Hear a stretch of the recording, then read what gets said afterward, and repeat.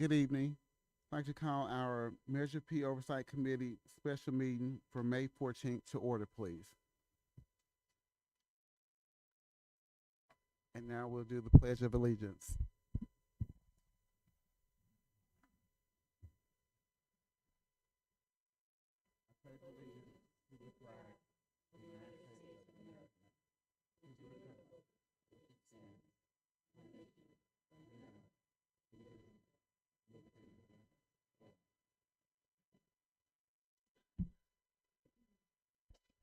Roll call. Chair Jones, Here.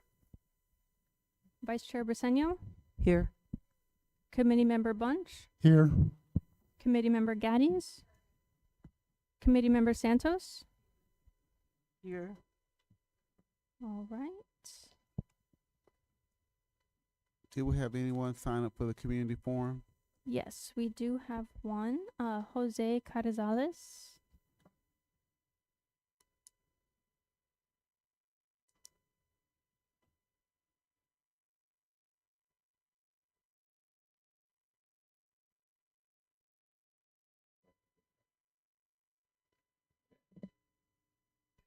Jose Carrizales, thank you for committee members for sacrificing your time tonight to have this special meeting. As I read the agenda, I was noticing that what you will hear many times throughout this meeting is this comment that align with Measure P priorities. Don't be swayed. Hopefully, you will not be swayed by those words, and judge each ask on its own merit. The also part of the staff report that was consistent is that if you don't approve if you don't approve what they're asking for, the sky will fall, or we're going to be in a budget crisis. We can't do it. The general fund can't have it. Also, don't let those type of emotions sway your opinion on how you rule either in favor of or against. I think each item can be judged on its merit. Each item can be judged in relation to the 9 directives. And the 15,000 people who voted against it, as I did, their voice should be honored and respected as much as the 17,000 who voted in favor of this measure.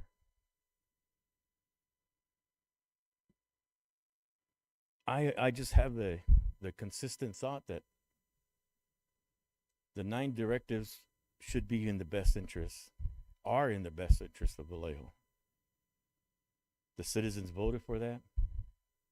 They identified those as the priorities to help Vallejo become a better city, to look nicer, to look better, to have the roads repaired as it's slowly being done currently. And the other items, it should be noted that blight, address homelessness. I mean, I would approve a motion to erase that off of this 9 directives because nothing has been done with that. Dumping, illegal dumping, nothing has been done in relation to those 3 items in the last 2.5, 3 years. So I hope this committee will consider each item, and I know you do, fairly and reasonably. And always remember, as I know you do, the importance of the 9 directives that the citizens voted for in this great city. Thank you. Thank you. Do we have anyone online? Through the chair, no speakers online at this time. Thank you. Item 5 of the agenda consent calendar and approval of agenda. A motion to approve. I second. Thank you. Chair Jones, Yes. Vice Chair Briseño, Yes.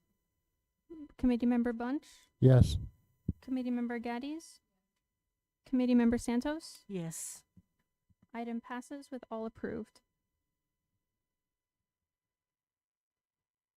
Our first item on the action calendar is item A. Adopt 4 resolutions recommending or, in the alternative, not recommending that the City Council authorize $200,000 for a long-range property management plan update, $200,000 for implementing brokerage services, $37,688 for implementing a pop-up event pilot project, and $70,312 for implementation of a Shop Local campaign for a total of $508,000 of Measure P funding for implementation of economic development strategic plan pilot projects that align with Measure P priorities. You will vote on all 4 of those separately.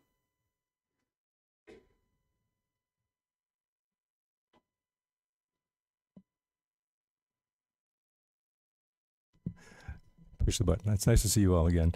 Brad Paul, the Interim Economic Development Director for the City of Vallejo. And I'm here to talk to you about, I can just push this and it'll go forward.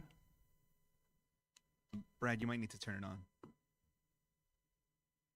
There's a little switch on the toggle switch on the left side of it. I can't hear what you're saying, but there's a button here to push? Oh, on the side, okay.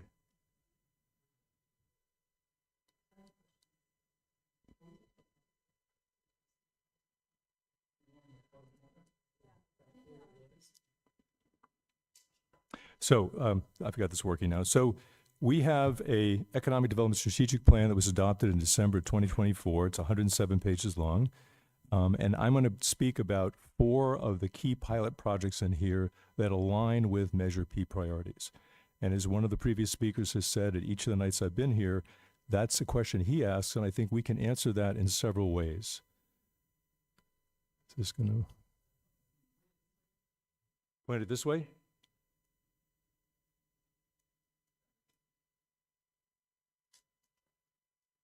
It's on. Okay.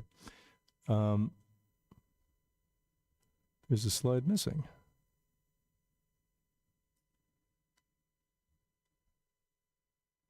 Well, I know it. I've memorized it. So what I was going to say is that this fits with several Measure P priorities. It fits with crime prevention, supporting crime prevention, dealing with blight, addressing urban decay and eliminating it. And it also addresses, there's a third one I'll think of in a minute, but let's just go through these. So the first one is long-range property management update. This is a proposal for a 2-year contract to do a asset management plan for all of the city's properties. And what this will do is enable us to decide how to dispose of these. It will look at things like, what is it going to cost to renovate these properties? What is it going to cost in terms of environmental work that needs to be done? And see, I think this is an old slide deck, that's why. And allow us to deal with the surplus land and address blight and dumping. Okay, this is not the slide deck that I thought we had. So I'm sorry about that. So again, you have mentioned in earlier meetings the need to have asset management plans for the city, and that's what this would do. It would create an asset management plan for all of the city properties and give us the information we need to make a decision about whether to sell it, to lease it, or land bank it. And this would then allow us to move forward with selling this property more quickly and generate funds for the general fund and address the kind of problems you've been listening to, or the kind of proposals that have been made to you over the last few meetings because of a lack of general fund money. A companion to this is a 2-year commercial broker services. This will allow us to advertise and market the city properties for sale or lease. It will help us in the strategy to do that. We will look for brokers that can actually really attract developers and potential buyers by creating more compelling stories about each building, what its potential uses are, and how we can go about offering it.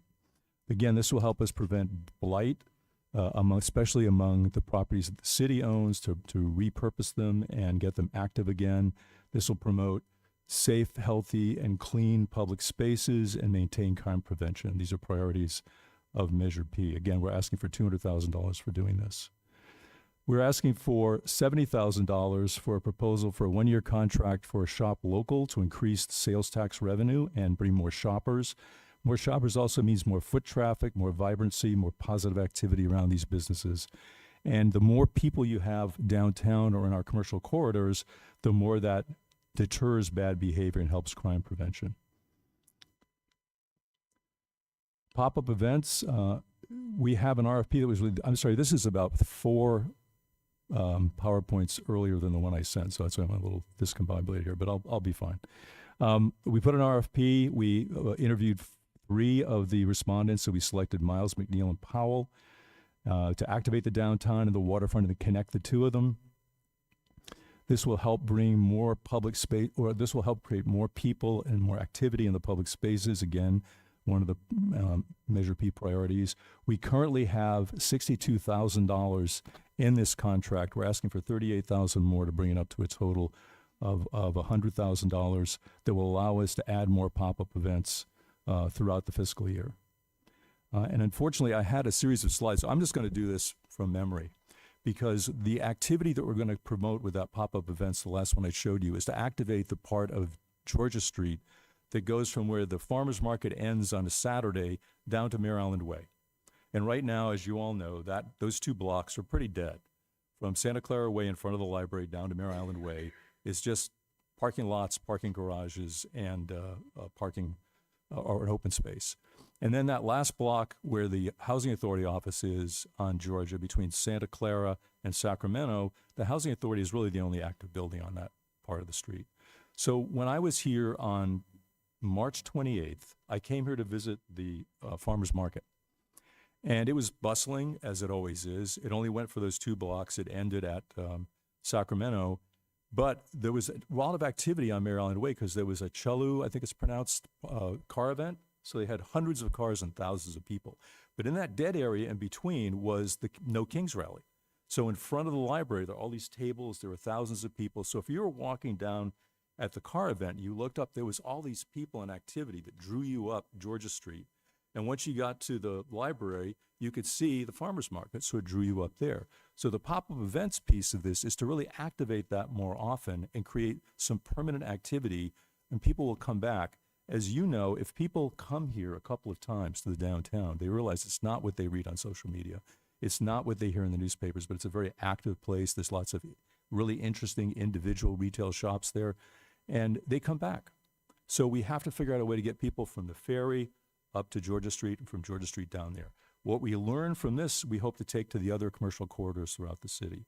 So I will end with, I had this great slide that showed the cover of a book called The Death and Life of Great American Cities, famous book in 1961 by Jane Jacobs. And she made the case that the more you can bring life to the street, the more you can have merchants active on the street, residents walking up and down the street, it discourages bad behavior. And she used Boston's North End as the example, how it had become much different and much more vibrant and safer and busier because of all the retail activity on the first floor and the people that were walking up and down the street. Years later, a gentleman named William H. White, who was a famous author and filmmaker, did a book called Social Life of Urban Spaces, where he made the exact same point. And so what we have to do with both the Shop Local and the pop-up events pilots here is to activate that again, to make it busier, safer, and more customers for the people in these businesses. So I'd be happy to answer any questions, but I think if we get these 4 funded, it's going to really go a long way toward addressing some of the key priorities in the Measure P. Before we have discussion, we do have public comment. Jose?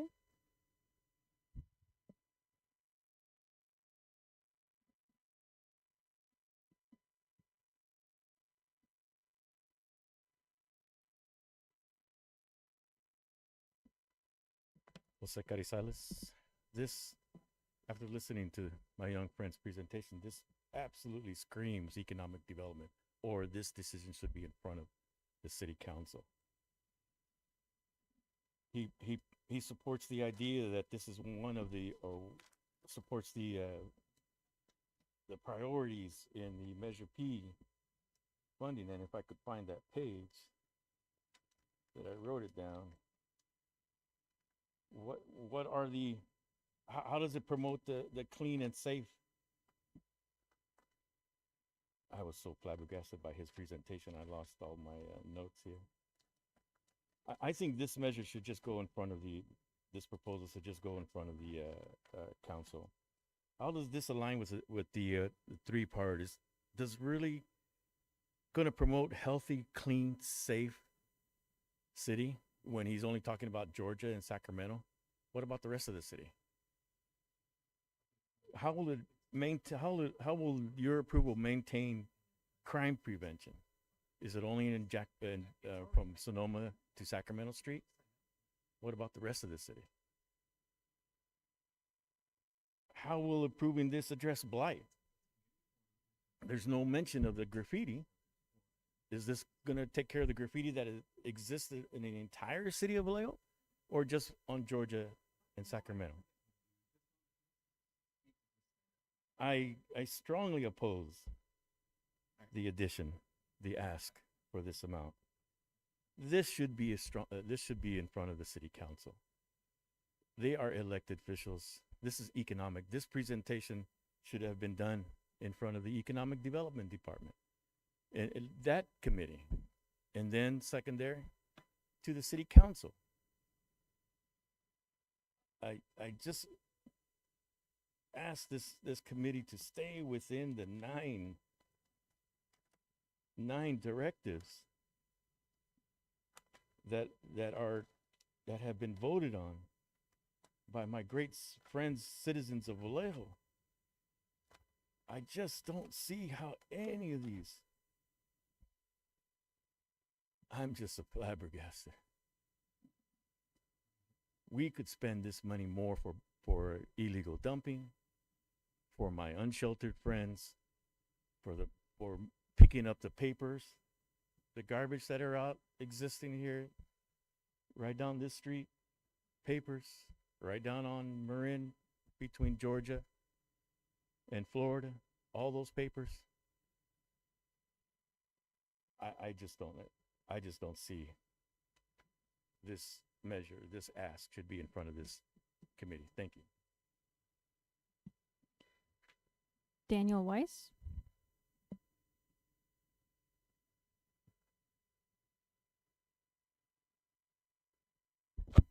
Hello.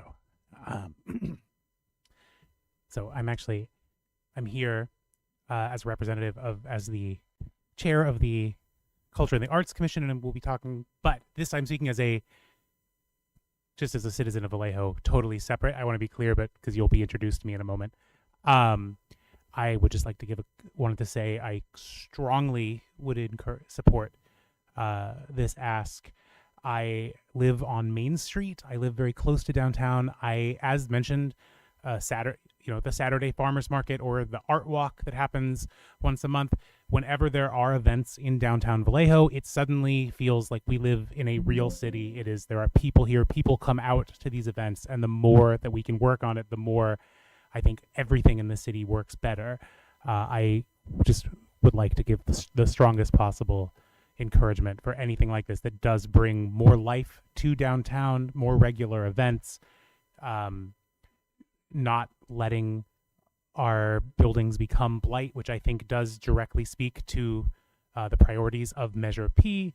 I also will note, as far as dumping and things like that when we have events, those also involve cleanup crews. And so it is, even that the more events you have, the more things do get cleaned, just as part of the functioning of an event and putting into the budget of those events, and a continual sort of surgence of life. And the more there are people in buildings downtown taking care of those properties, cleaning up those properties, the more I think it works for everyone. And that is all I want to say.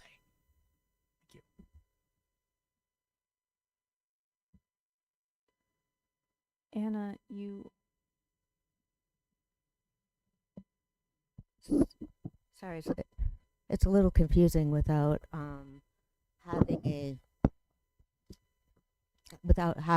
having the agenda there, so you can put your number down.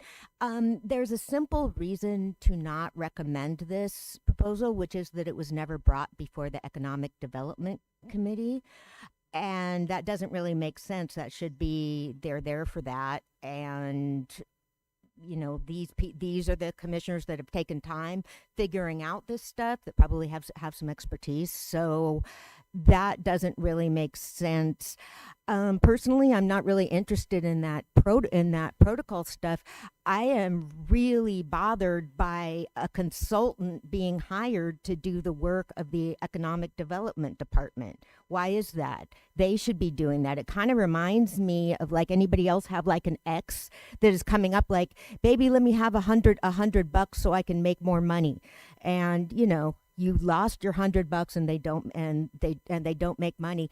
So far as the pop-ups, there are pop-ups going on here by some amazing, hardworking and talented people. You can look at the art walk as that. We have amazing artisans here. There's Bay Biz events, and there are pop-ups on Sonoma Avenue. There are pop-ups out on Springs Road.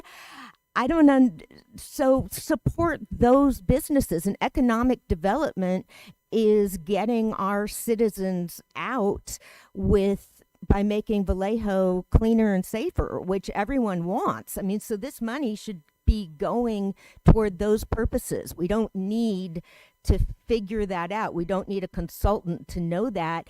And everybody knows about buy local, and that is very much something that the city council members should be promoting within their district. So I don't think that we should pay for a plan for that. I mean, there's people that would like to buy local more, but they don't want to go out. So, make our city safer and cleaner, and support the incredible people that are putting on events right now, and support them if anybody's going to be getting money, because it kind of reminds me of the whole idea that the council sensibly voted down of giving GVRD our money. I mean, it's our money. It should go to the community, not be kept by the city.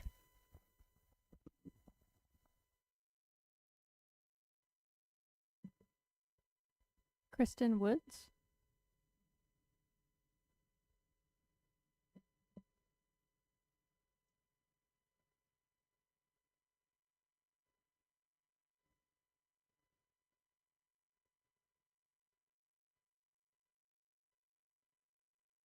Good evening. Can you hear me? All the way. Okay. Yeah, sorry, sir, but that would be a waste of resources from our city, to be honest with you. As previously mentioned, we have different events that happen on the regular every month. And it would be nice if those organizations, those groups that are doing this with very little funding, some of it out of their own pocket, were supported. And to be honest with you, some of the events that are put on piggyback off of Art Walk, if we're being honest. So if we had the city respond when there's buildings that are vacant to people who have interest in those buildings that want to lease them, that would be nice.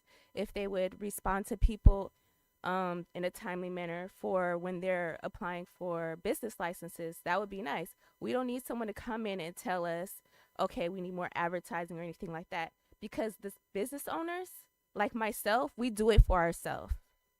And we all work together in this community for that.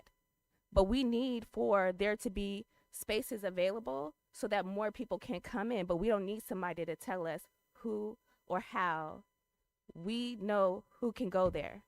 We just need the city to cooperate with us and to allow us, small organizations, small businesses, to have pop-ups of our own. And then it's like we're not against it, against new opportunities coming in, but they have to look for the people who have been here for years, that's been doing it for years, and support them first. Thanks.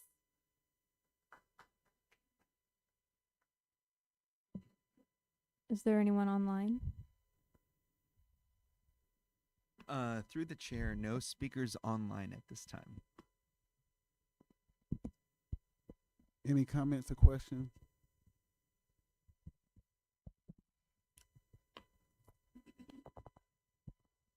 Good evening. Thank you for your presentation. My question is maybe a double fold, but I've heard that this initiative did not go to the Economic Development Commission. Is that true? So I attend the Economic Development Commission, and I really apologize. I had a set of slides that I could do in 5 minutes that had a lot more graphics that explain all this. So I'll try to do it verbally. But we are trying to, with this work with other efforts and other initiatives. So the Economic Development Commission at this last few meetings has voted to spend money to put banners up. You've seen the banners on Georgia Street and sometimes on Virginia.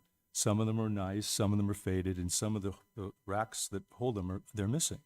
So what we're trying to do is activate a whole area of the downtown. So we're talking about where the Art Walk is, and I had a graphic that showed the map where the Art Walk is, where the Farmers Market is, and we try to light up the whole area with activity, with not just more banners that reinforce the uniqueness of our downtown and our businesses, but also they're going to extend those lights, those little lights that go over the street. They're called string lights or Portofino lights. They're going to add more of those to create more activity and more just enliven the area. And it's a pilot. I keep using the term pilot because what we learned from this, we want to take to Tennessee Street, to Sonoma Boulevard, to Spring Street, and go around the city to do these things that really activate it and make it feel safer so more people are willing to go downtown at longer hours to see what's there now and really benefit the businesses and restaurants that are there now.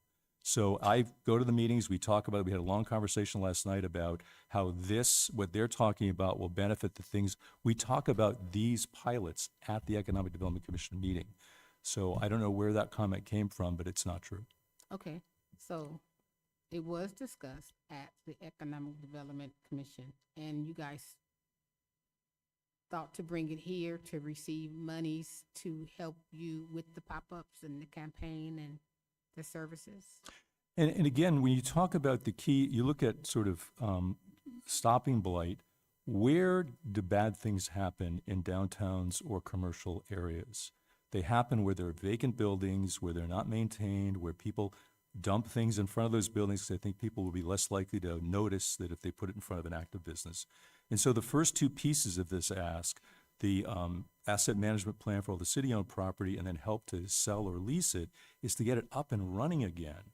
So again, you have the eyes on the street from what were vacant buildings to active businesses there and people going in and out. It discourages bad activity. It discourages people dropping their garbage there, dumping things out of their car. And so we see that as a very key to activating the downtown and the shopping corridor so there's less of that kind of activity. It also, at the same time, generates revenue for the city to pay for police officers, for fire trucks, for more activities to support local small businesses. So it does both at the same time, and that's how we see this. And again, the first two are a way for us to really do an asset management plan and start to dispose of city properties, not dispose of, but rent or sell them to generate revenue, but also to create activity in those vacant buildings. And I walk around downtown 2 or 3 times a week talking to merchants. And I ask them, I tell them who I am, and I say, what can we do to make your life better? And they almost always say the same 3 things. Bring more customers down here, fill the vacant buildings, do code enforcement against landlords who refuse to rent their buildings, which we're already talking to the planning department and the building department about. And they say, we need more positive stories and positive things people can come to here to counteract the negative social media about Vallejo. And I think the last 2 of these 4 asks directly deal with that. And again, the more successful we are, the fewer vacant buildings there are, the less trash there is and dumping in front of these vacant buildings, and the more the public spaces around them are safe, clean, and healthy. Okay. I can go on and on and on and ask you a lot of questions about the empty buildings within the city of Vallejo, the pop-ups and the local campaign. And I'm like the last person that got up and spoke. I have a nonprofit here in Vallejo. There's an enormous amount of nonprofits and small business owners that do pop-ups. So with that initiative that you have, was there ever something that was sent out to the public, to the people who are doing the pop-ups, to get them to buy in to what you're saying and have them downtown in that little corridor that you're talking about? But I'm sure they wouldn't mind. No, and the next step in this, if we get funding to do this, is we are going to, what we plan to do when we say pop-ups, the pop-ups could be somebody who's just starting a small business. The pop-ups could be a nonprofit talking about what they do. So that when people come to the car events on Mare Island Way, when they come to the farmer's market, when they come to Art Walk, there are nonprofits with a table there that talk about what they're doing. There's occasionally that at the farmer's market. There was a couple of people that do services for children that I learned a lot about by talking to the woman who runs that. That's what we want to have. It's not just sort of food vendors or musicians or artists. It's also nonprofits could have tables there. The city could have, they have a table at the farmer's market where we talk about different things the city does. So that is definitely part of the next step of this process. So the pop-ups I go to, they don't cost $37,000. So where would that money, how would that money benefit a pop-up that you're trying to get off the ground? Because I see so many around here that don't operate with the $37,000 that you're asking for. Well, the way it would benefit nonprofits or pop-ups is when you look at what happened on March 28th here, when there were thousands and thousands and thousands of people walking around, and they were going all the way from the ferry building and the waterfront up to Sonoma Street on Georgia and off to the side on Marin on Sacramento. Those people, by walking up to a pop-up that has a table that talks about what they do, has a QR code so you can donate, they're going to get a lot more support if they have that kind of exposure. And part of what the consultants will do is work with all the existing organizations to publicize these events and get more people to come downtown. We're talking to people about doing QR codes so when people walk through these events, they can see what each of these organizations is doing and how to get in touch with them. And that's where it'll benefit both and the other thing we want to do is not conflict or compete with the existing businesses. So if there's any food vendors, we're going to be meeting with the local businesses and tell them what we're planning to do to see if there's a conflict. And so, for instance, there's not a place, I don't think, in the downtown where you can buy ice cream. There are ice cream shops in Vallejo, but there's not one down here. So if somebody wanted to set up a cart to sell ice cream at one of these events, I don't think that would conflict with anyone else. And if they were successful with the cart, they might think about taking one of these vacant storefronts and opening an ice cream and candy shop. It might be one of the existing stores that does that in Vallejo that decides to open a satellite operation closer to the waterfront on Georgia Street. So that's what we hope will happen as these events build. Can I ask a question? I'm actually going to go back to Ms. Loretta's first question, which is, what did the Economic Development Committee say when you brought this to them? What did they say? Mm-hmm. We've been talking about a number of different events that overlap. We've talked about doing these kinds of events, how they would fit in with the banners, how they would fit in with the lighting system that's going on. But why are you here and not taking the money from economic development? Shouldn't that be monies from there and funds from there? The Economic Development Commission has money for this year, but it's already budgeted. That's what we've been talking about at those meetings. The city council has approved a budget for them. There's part of it for the lighting they're doing, there's part of it for the banners, but for them to do something different with that money, they would have to go back to the city council to get permission to do that, and that would take a while. Let me just finish my last question. What you just stated, I still don't have a clear answer. I'm still kind of foggy in head, even with your presentation, because I'm just not understanding. The math isn't mathing. But I would suggest you reach out to our communities because there are so many nonprofits and business owners that would not mind partnering with the Economic Development Commission to do just what you're asking. That would not cost $37,000 for a pop-up event. That would not cost $70,000 for a campaign. They do it already, so why not partner with the people who are doing it to make it more broader, to make it more community aware, so that everybody knows what's going on, whether it's downtown, whether it's Springs Road, whether it's Tennessee, whether it's Sonoma. It's being done already. You're just not, I'm just going to say you're not looking in the right areas, or you don't have the right people at the table, because it's already being done. It is not going to cost you over $100,000 to get it done, because people do it every week here in Vallejo with little or no money. They just go out there and do what they do and make a flyer, post it, and it's done. So I would say go out to your communities, go out to your small businesses and ask to partner with them, and then, you know, try to get it off the ground with little or no money. My other question is, you said the first one is asset management. Yes. Does that tie into the global asset management that we're doing for Vallejo?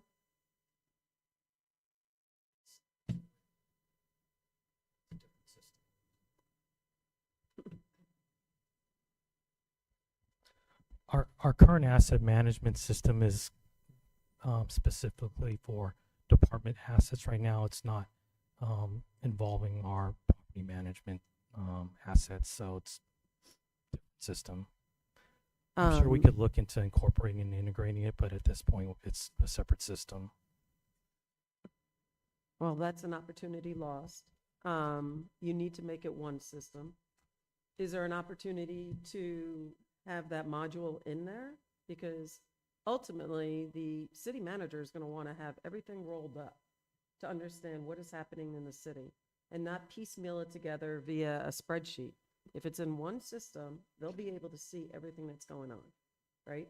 Yeah. And that's what they are gonna, whoever it is gonna be, need to see. So that's a problem. That's actually a big problem for me.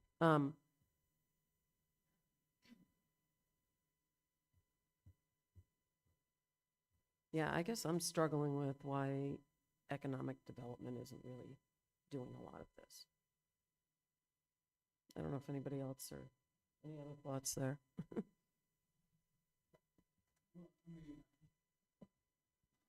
I think it's clear why it's easy, or people think it's easy, to come to Measure P with any and every ask. And so, again, I feel like nothing was really answered when it came to a direct answer regarding the Economic Development Committee and their response to this. I think either I didn't hear or I wanted to hear that they recommended that each one of these items be brought forth to us. And why did they recommend that? And I didn't hear that.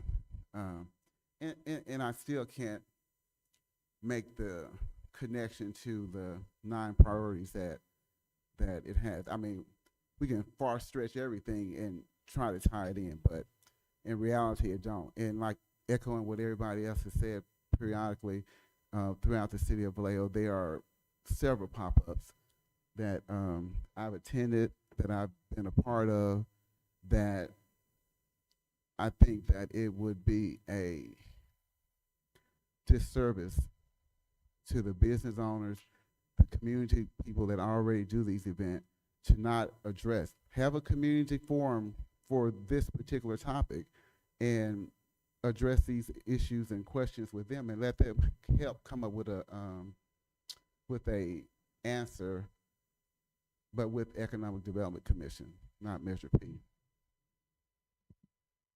Before we move to a vote, we do have one more public comment. Just let me know when you'd like to hear it. Anybody have any? No, I was just going to add real quick that I agree that going through the development plan is something the city really needs, and they need to move forward with that and be sure that things are there. I just don't know if it really fits with Measure P. It should go, like you guys are saying, to the economic development first, and there should be a recommendation from them of why it would fit with Measure P. Because with the other things I've seen on Measure P, this is a pretty far reach.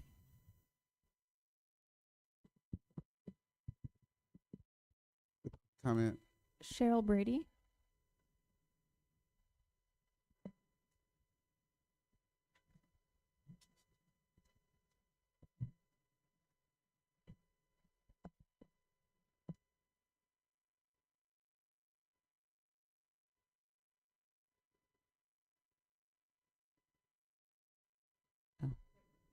Okay, I'm gonna try not to talk so loud. So good evening, everyone. My name is Cheryl Brady. I have a nonprofit actually in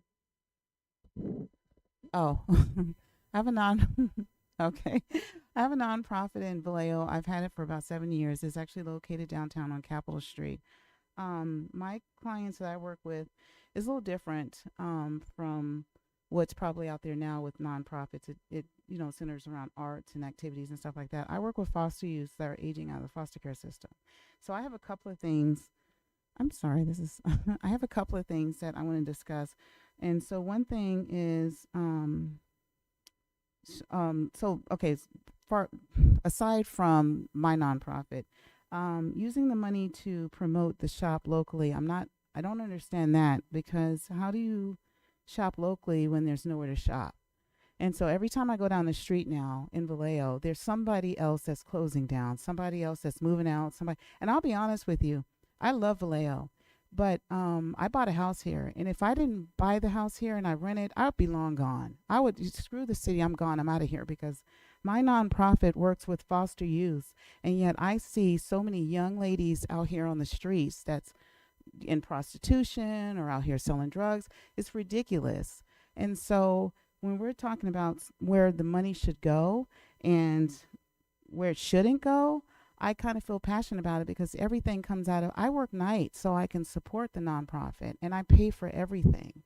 And so when you're talking about, bringing, I guess, patrons to come into the city to shop, we have to talk about, we're losing businesses.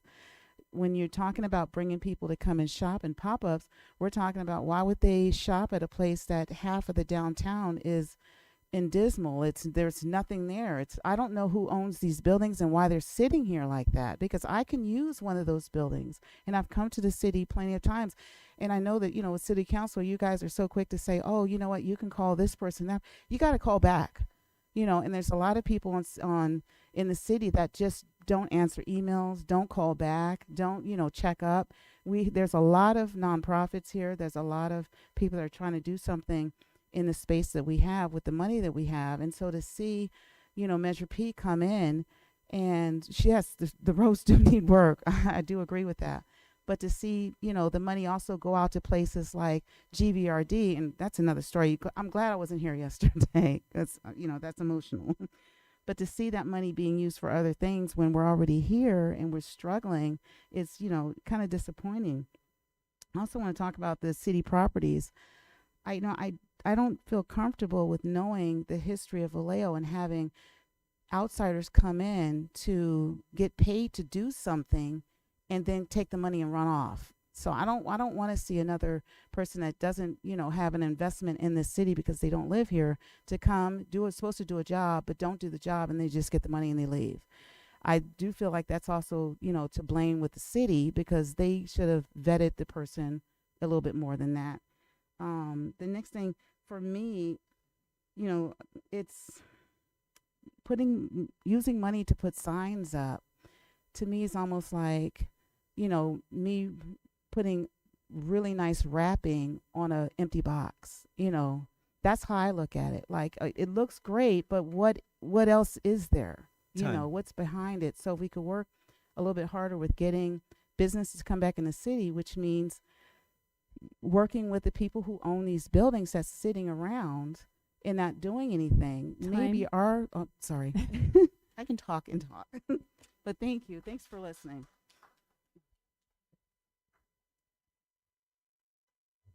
Can I get a motion in regards to item A?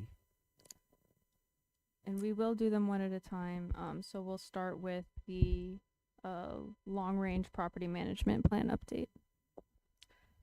I move that we do not recommend that the city authorize $200,000 for a long-range property management plan update. I second. Chair Jones, Yes. Vice Chair Briseño, Yes. Committee Member Bunch, Yes.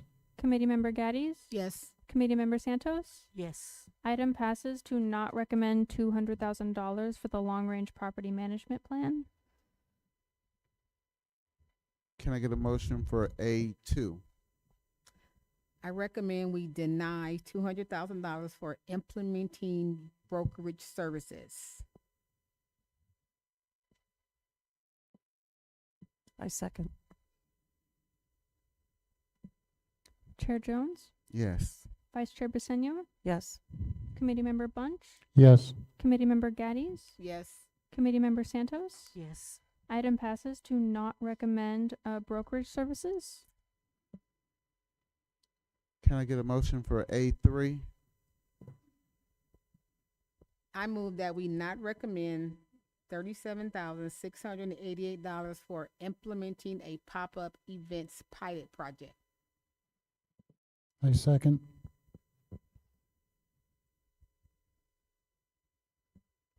Chair Jones, Yes. Vice Chair Briseño, Yes. Committee Member Bunch, Yes. Committee Member Gaddies, Yes. Committee Member Santos. Yes. Item passes to not recommend the implementation of the pop-up events. Can I get a motion for A4? I move that we not recommend $70,312 for implementation of a shop local campaign for a shop local campaign. I second. Chair Jones, Yes. Vice Chair Briseño, No. Committee Member Bunch, Yes. Committee Member Gaddies, Yes. Committee Member Santos. Yes.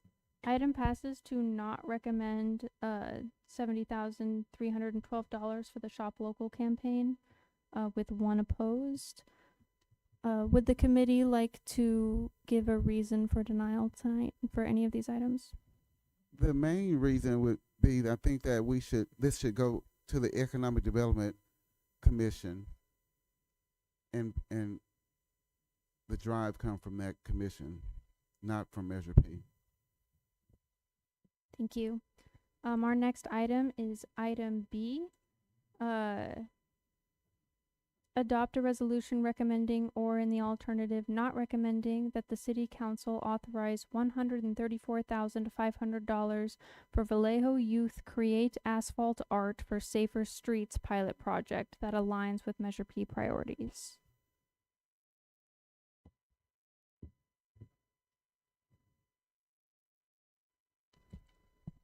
Good evening, committee members. My name is Annette Taylor. I am the Senior Community Development Analyst in the Economic Development Department and staff to the Culture and Arts Commission.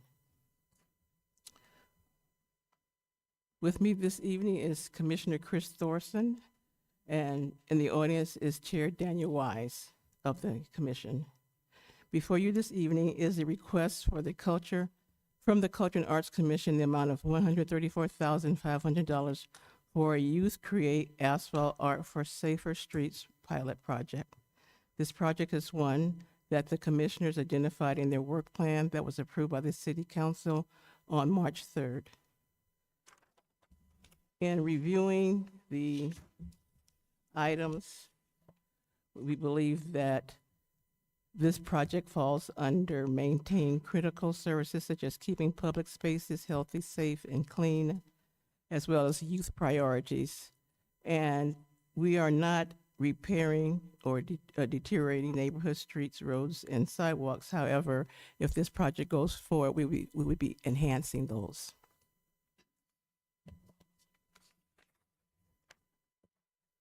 Commissioner Thorson, who brought the idea to the commission, will make the presentation. Hopefully it's well received.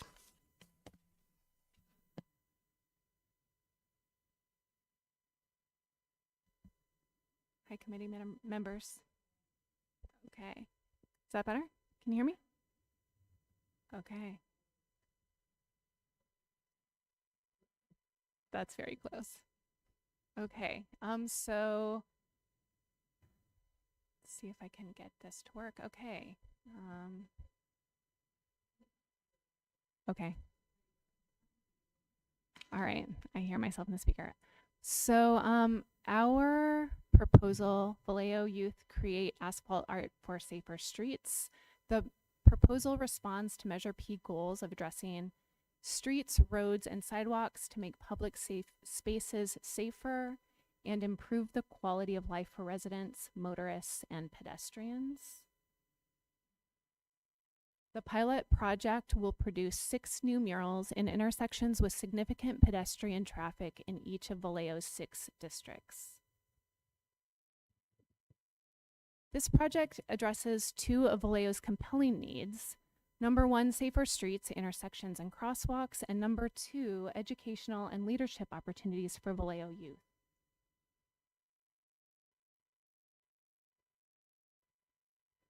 Public art is one tactic to increase safety on and near city streets. Asphalt art includes sidewalk designs, intersection murals, and painted curb extensions. The art encourages drivers to slow down, heed traffic signals, and be aware of pedestrians and other vehicles.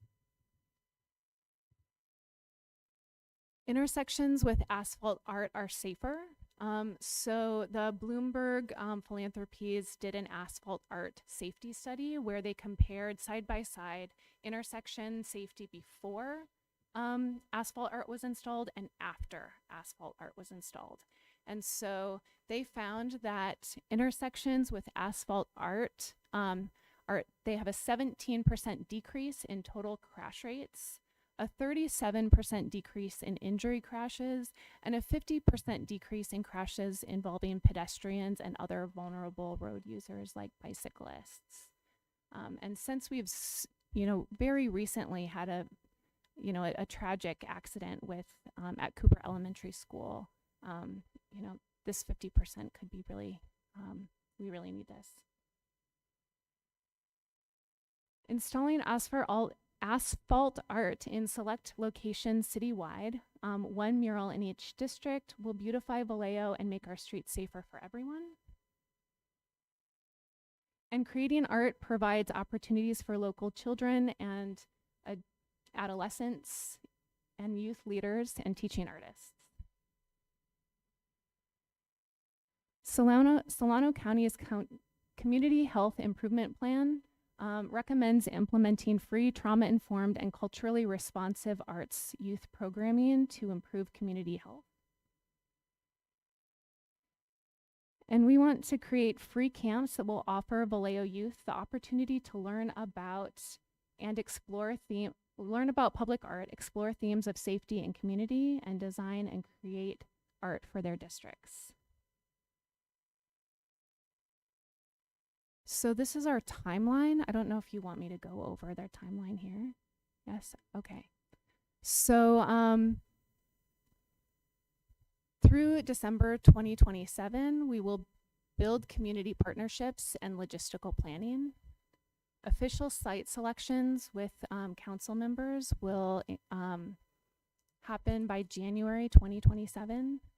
The first round of youth camps signups will open in February 2027, and the first round of youth camps will begin in June 2027. We'd like to have the mural completion and block party celebration in August of 2027. And then following the next year, we will have the second round of youth camps begin in June 2028, followed by another mural completion and block party celebration in August of 2028. So the total cost is $134,500. We would use Measure P funding and ask for sponsorship from local businesses near mural sites in each district. Solicitations will be made following site selection. So who benefits? Ultimately, the project will positively impact all Vallejo residents by decreasing traffic accidents, encouraging safer drivers, and allowing an opportunity for community involvement and youth engagement. So the estimated number of people impacted, 123,000 residents. All Vallejo residents will be impacted, and Vallejo's youth in particular will be given a new educational and creative opportunity. A related council request will ask council representative to work with us to identify locations, and then we would like to work with GVRD to establish the youth programs. Thank you. One thing I would like to say, the timeline may slip some depending on if we are funded and when we get started. So it may slip. Before discussion starts, we will have public comment. Jose?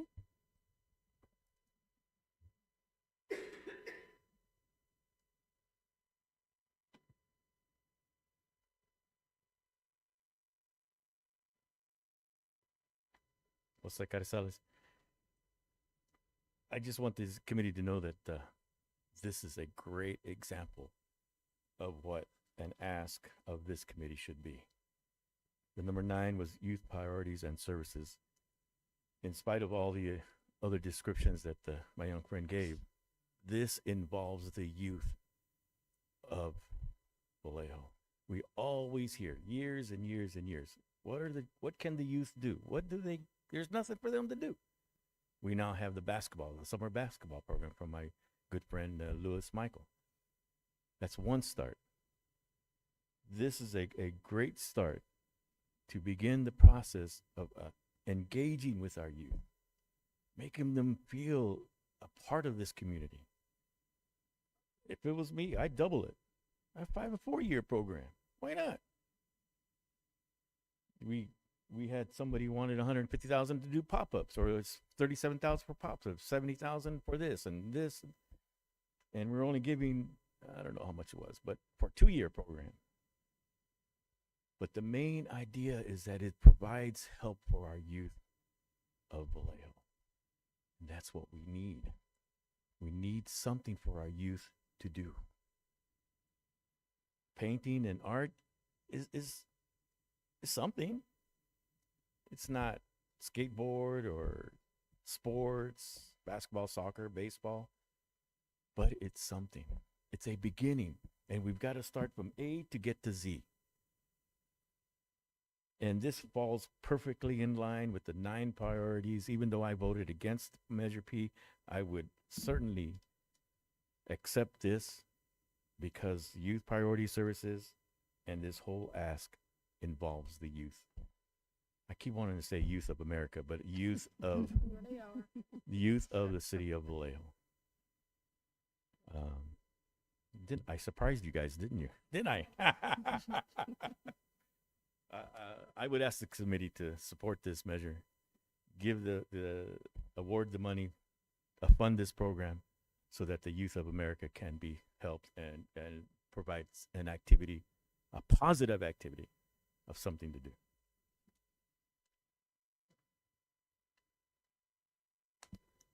Is there online public comment?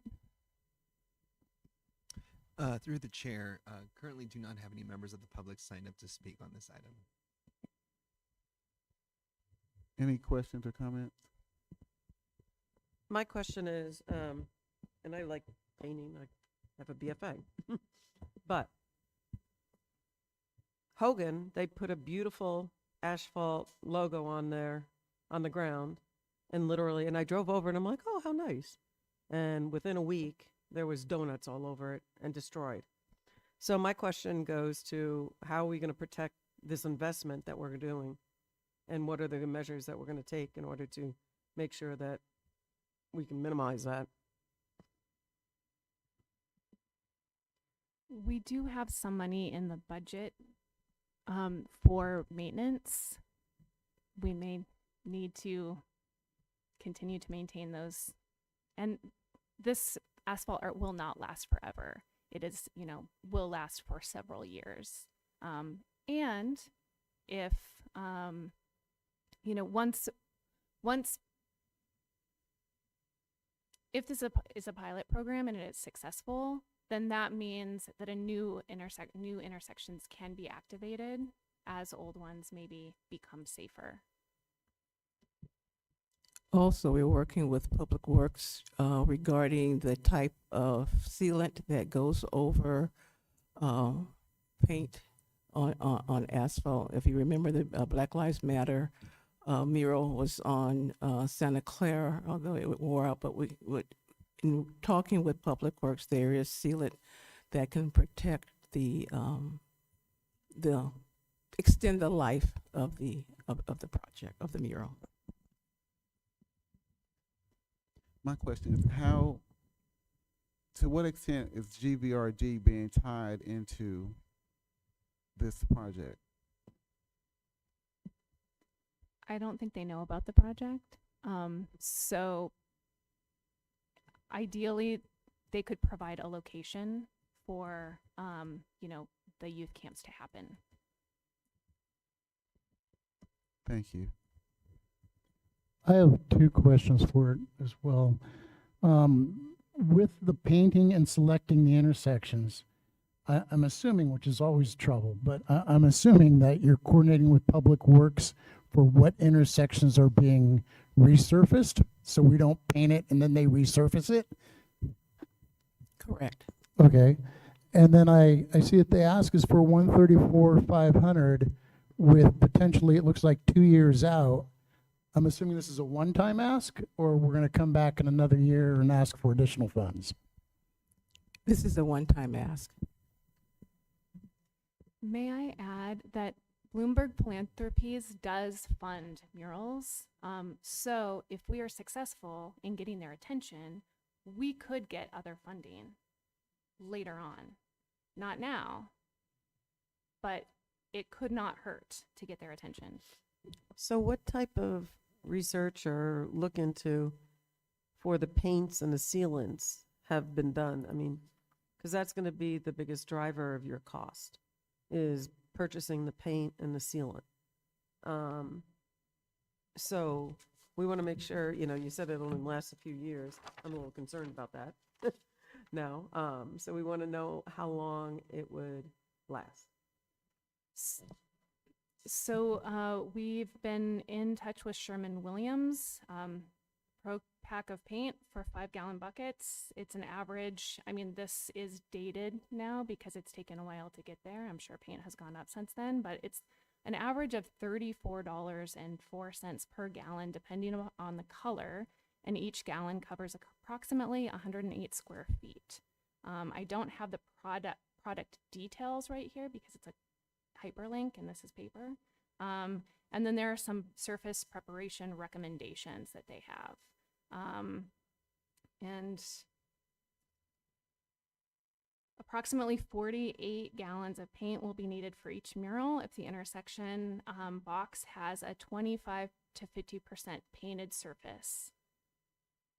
So the intersection box would be that, that middle area. That we don't have to necessarily do those middle areas. What we would be doing is once we have site selections, we would be studying the traffic flows. We would be working with residents and youth to design specific interventions at each place. So for example, maybe there would be a curb extension in a place where there are a lot of pedestrians, gathering at certain areas. Maybe there would be a mural in that intersection box in another circumstance.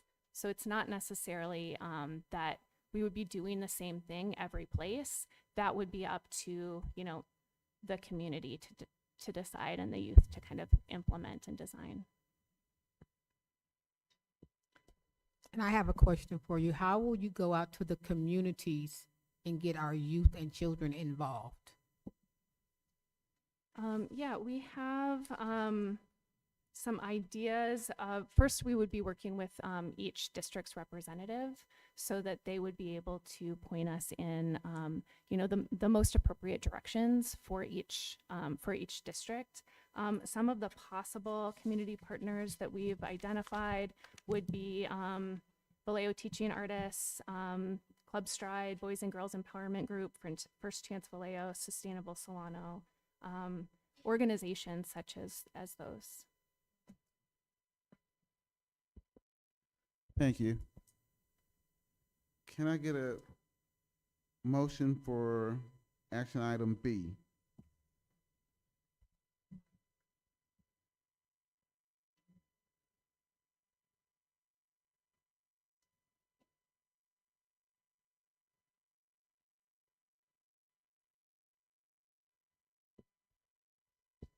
I move that we recommend that the city council authorize $134,500 for Vallejo youth to create asphalt art for safer streets pilot project and that aligns with Measure P. I second.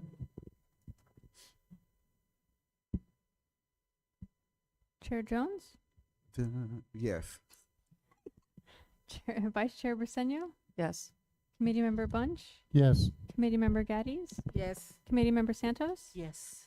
Item passes to recommend the Vallejo Youth create asphalt art for safer streets pilot project with all approved. Our next item is Thank you. Our next item is item C.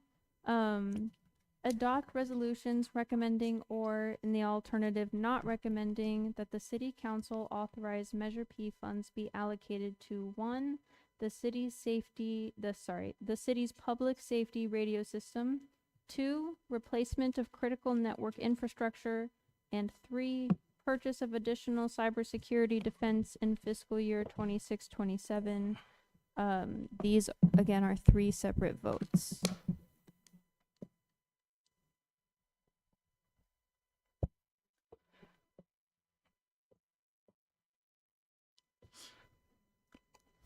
Good evening, Chair, Vice Chair, committee members. Thanks for taking your time tonight to be with us for a third time. I'm here with Randy Highshiver, our Public Safety IT Manager. We're here tonight to request funding to support the city's crime prevention efforts and critical systems that enable our police and fire department to protect our community.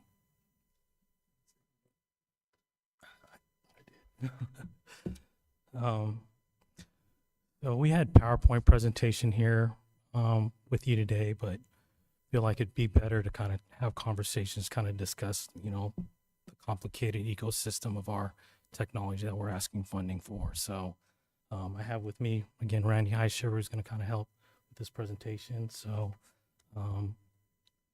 could start with the funding ask. So we're looking for 3 different critical areas here, $1,300,017.85 for our public safety radio system. We're also asking for $603,000 for our critical network infrastructure and another $300,000 for our cybersecurity defense. So I'll let Randy take over from here. Yep. Hi, everyone. Good Hello. evening. So you know I'm passionate about public safety and IT. It's my career. I've been doing it for 40 plus years. And infrastructure, the digital highway, the digital... Can you hear me now?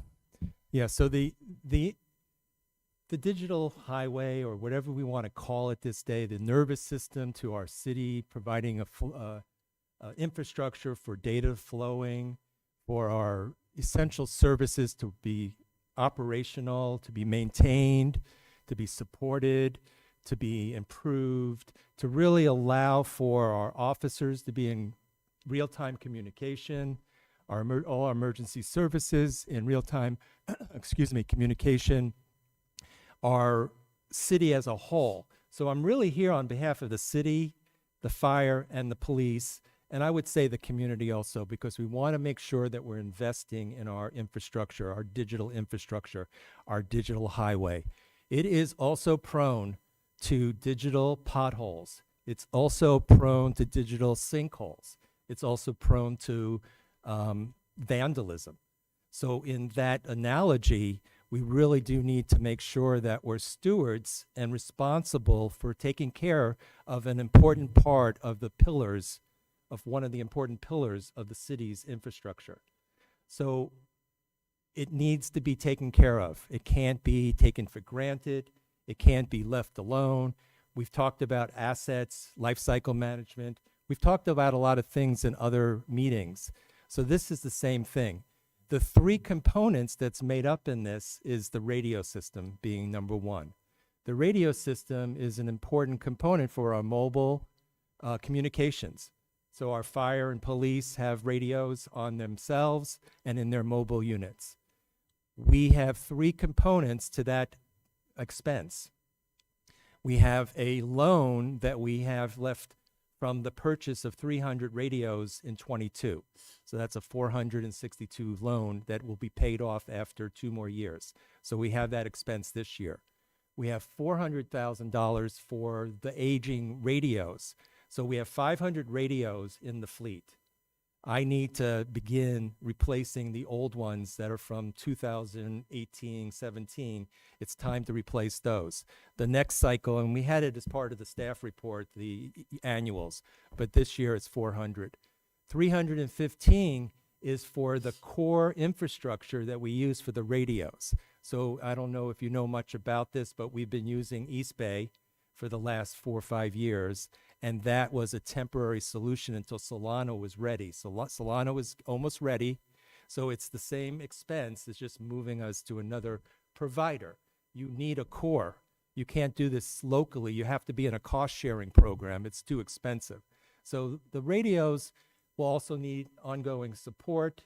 The dispatch center needs ongoing support. So there really is this $1.3 million cost per year to keep the radio infrastructure operational. So that's the first ask. No infrastructure there, you're in trouble. Your emergency services are going to be handicapped. You're not going to be able to communicate. The next area, and that would be the first piece of the 3 resolutions. The next one is critical network infrastructure.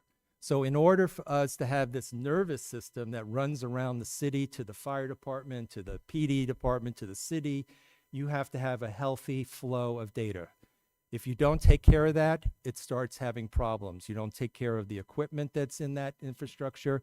You don't take care of the constant subscription costs each year, the support costs. This is not a cheap undertaking. ITs typically in budgets are 7 to 10% of an annual cost of the total spend by a city. We're more like 1 or 2%, maybe 2.5%. We are really on the low side. So we really cannot afford to take anything away at this point. We need to keep going upward. The telephone system is way old. You know, we're already 2 years past end of life support. So we're not getting patches or updates anymore. So that's very prone. So it's like the next step is to make sure your voice system works. Everybody can talk to each other in the city. We can make sure anything that has to get done in collaborating, coordinating, we are able to communicate effectively. And then the back-end systems that run all our services, that run our CAD system for the dispatch and the officers, that run our tone alerts to alert the fire stations, to produce this event. You know, to produce the printouts on the printers. Everything is requiring those servers to be running, and there's a cost to maintain those. So that's the second one. And then the third one is an interesting area. You know, cybersecurity is always a catch-up game. You're never caught up. It's always get the next improvement in, and then the next thing happens. With AI on the frontier here, we are not gonna have, we don't want to drop our investment at this point. We want to keep pushing forward and improve on it. So this is the next level of improving our cybersecurity practice. Every year, we need to keep investing on ensuring that the infrastructure can handle a ransomware attack. Currently, and as you know, cities have had problems. They get infiltrated, they get hurt in one corner of the operation, and it spreads to the whole city. This ask is to bring in the next level of defense, which is what they basically, to keep it layman, you can segment it from east to west. So if you get hit somewhere on the east, it blocks it from moving across to the west. So that's the 300. So $2.2 million investment to keep this thing up and afloat. I just don't know how to say it more. Is we really do want to be responsible for paying this. It's got to get paid. I don't know where it's coming from, but it's either the Measure P or somebody's got some other magical way of pulling it out of their pocket. But it is essential services, critical services, important services, emergency services, all the words that we're using these days to really address 1, 2, 3, and 4 of the priorities of the Measure P. Any questions? available? Thanks, Randy. Yeah, so there's just, obviously, I'm just going to reiterate some of these things. Just a lot of risks to not funding this. So we're looking for help. We've tried our best to kind of maintain the network. We have parts and pieces that we've been band-aiding for years, and we're just at a point where we really need funding. In areas, especially like our telephone system, 14 years old, got no more support, no one to call to. We're really supporting a lot of this stuff on our own with some of these outdated systems. So again, we're just looking for funding. So thank you for your time, and any questions? Before we move to discussion, we will have public comment. Jose?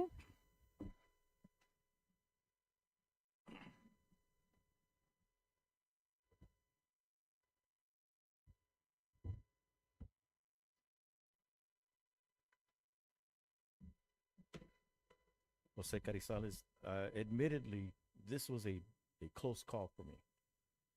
After reviewing and after listening to the gentleman speak, I still just don't believe that this can fall under the Measure P guidelines. Although the gentleman says maintain critical city services, he doesn't complete the sentence, such as keeping public spaces healthy. Number one is should not be cut off and just only use the first four words in support of your ask. The entire number one is maintain critical city services such as keeping public spaces healthy. Those are four important words to number one. And that's the basis of his ask. Because he mentioned maintain critical city services, so that just automatically falls into the Measure P guidelines. I respectfully disagree. I think this should belong in the front in City Council. They are elected officials. This should be a general fund item, not a Measure P. I dispute the only cutting off the number one sentence and just using the first four words as a basis or a premise to convince this committee to fund their ask. I think it's just words matter. And the citizens of Vallejo, I go back to it again, the citizens of Vallejo is asking this committee to be good financial stewards of our tax dollar, everybody in this room who shops locally. And it's important to rebuild, maintain trust, build trust, and rebuild trust, because we have been impacted for years by the incompetence of Vallejo staff.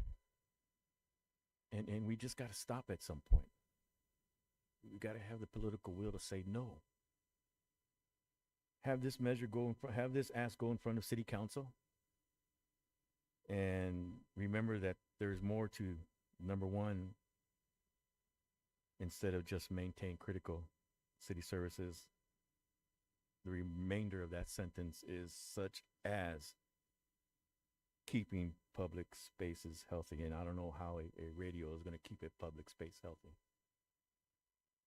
Thank you.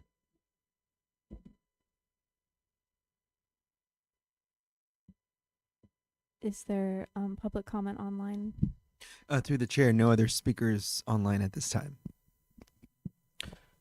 Chair, do you mind if I answer that question as well? I mean, there's a few different categories that we obviously could fit this in. Maintaining fire protection without the radio system. You know, there's no way to communicate to the fire department. They don't use cell phones. Same with their telephone systems. I mean, maintaining emergency medical response, same thing, communication. It's the way that we're alerting the fire departments on getting activated, turning on the garage, turning the lights on. This is all the network communication that's needed to kind of communicate with all our fire stations. So there's actually a few, and also we primarily looked at crime prevention as well as a category. You know, so it's radio system communication with our police officers. It's just a huge thing. It's all the, like Randy said, it's all our infrastructure. It's devices that they use, things that they use to communicate within their fire trucks and their police officer and cars and whatnot. It's all part of it. So it's one ecosystem, but there's multiple of these Measure P asks that it could actually fit into. So just wanted to appreciate the commenters' opinion, but there's also, you know, other categories within there that we feel that it's critical infrastructure. And again, it will help maintain fire protection, maintain emergency medical response. These are all their devices that they use. So thanks. Thank you.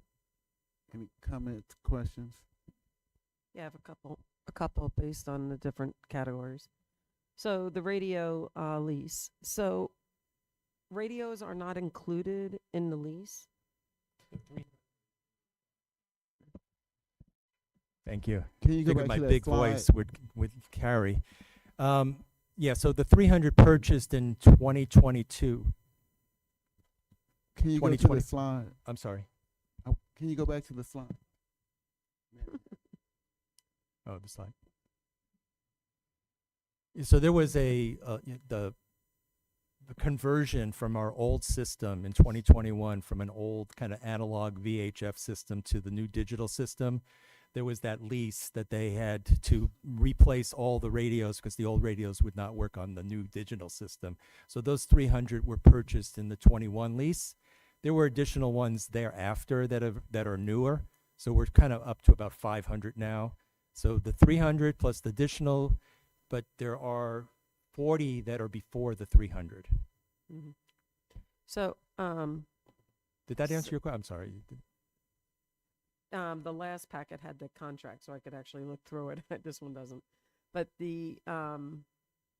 so the lease is only for maintenance, and it does not include radios. Like, they won't just give you the number of radios. Is that correct? Correct. They're already out of warranty. So we have to purchase the radios. They're not included in the lease. Like, they wouldn't just. No, swap them out. the part that is included in they call it a service upgrade agreement or Mhm. updating agreement is the consoles in the dispatch center. So when they reach like a particular version level or a particular time in their evolution, they will replace those. So that's a big expense. That's like $1 million or $1.2 million just for the 7 consoles in the dispatch center. That is part of the maintenance agreements, like replacing your engine, your car, they'll replace that. But they only will fix the 300 that were purchased during the warranty. And those warranties are already beyond extended warranties. Okay, so and this ends in 2028, right? So I would ask that the next lease that we try to include everything. So if anything breaks, you just get it replaced. Yeah, and that's a good question because if we were to replace a large sum of radios, it wouldn't make sense at this point because they're still new. And they're going to be ones that will go up first. And I don't know if we want to, lease is an option. Do we want the hit of the interest? So that's just something for us to decide financially if it makes sense. Yeah, I'm sure you would do a calculation. Sure. What phone system are you purchasing?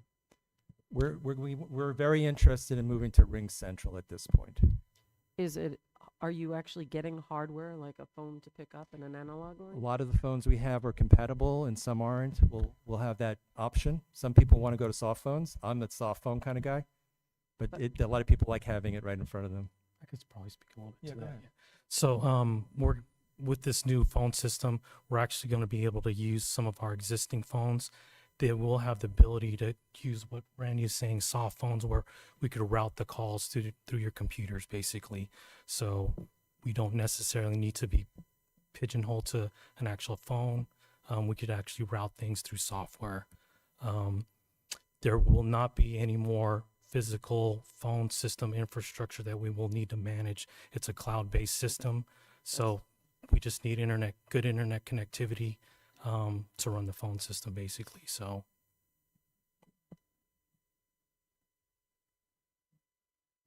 Those were my questions. Yeah, I see that for the ask amount, it's all listed under the 2627 column, but on your information, you also include a 2728 column and a 2829 column. Now, I get that the budget process has changed at Vallejo, and they're now requiring the stop at Measure P first before going to general fund. So I'm assuming we're going to see this ask next year and the year after, or is this going to be we're going to try to close it out and plan for it? I mean, that is definitely a question you're always asking, because there is going to be the same expense each year, but we don't want this.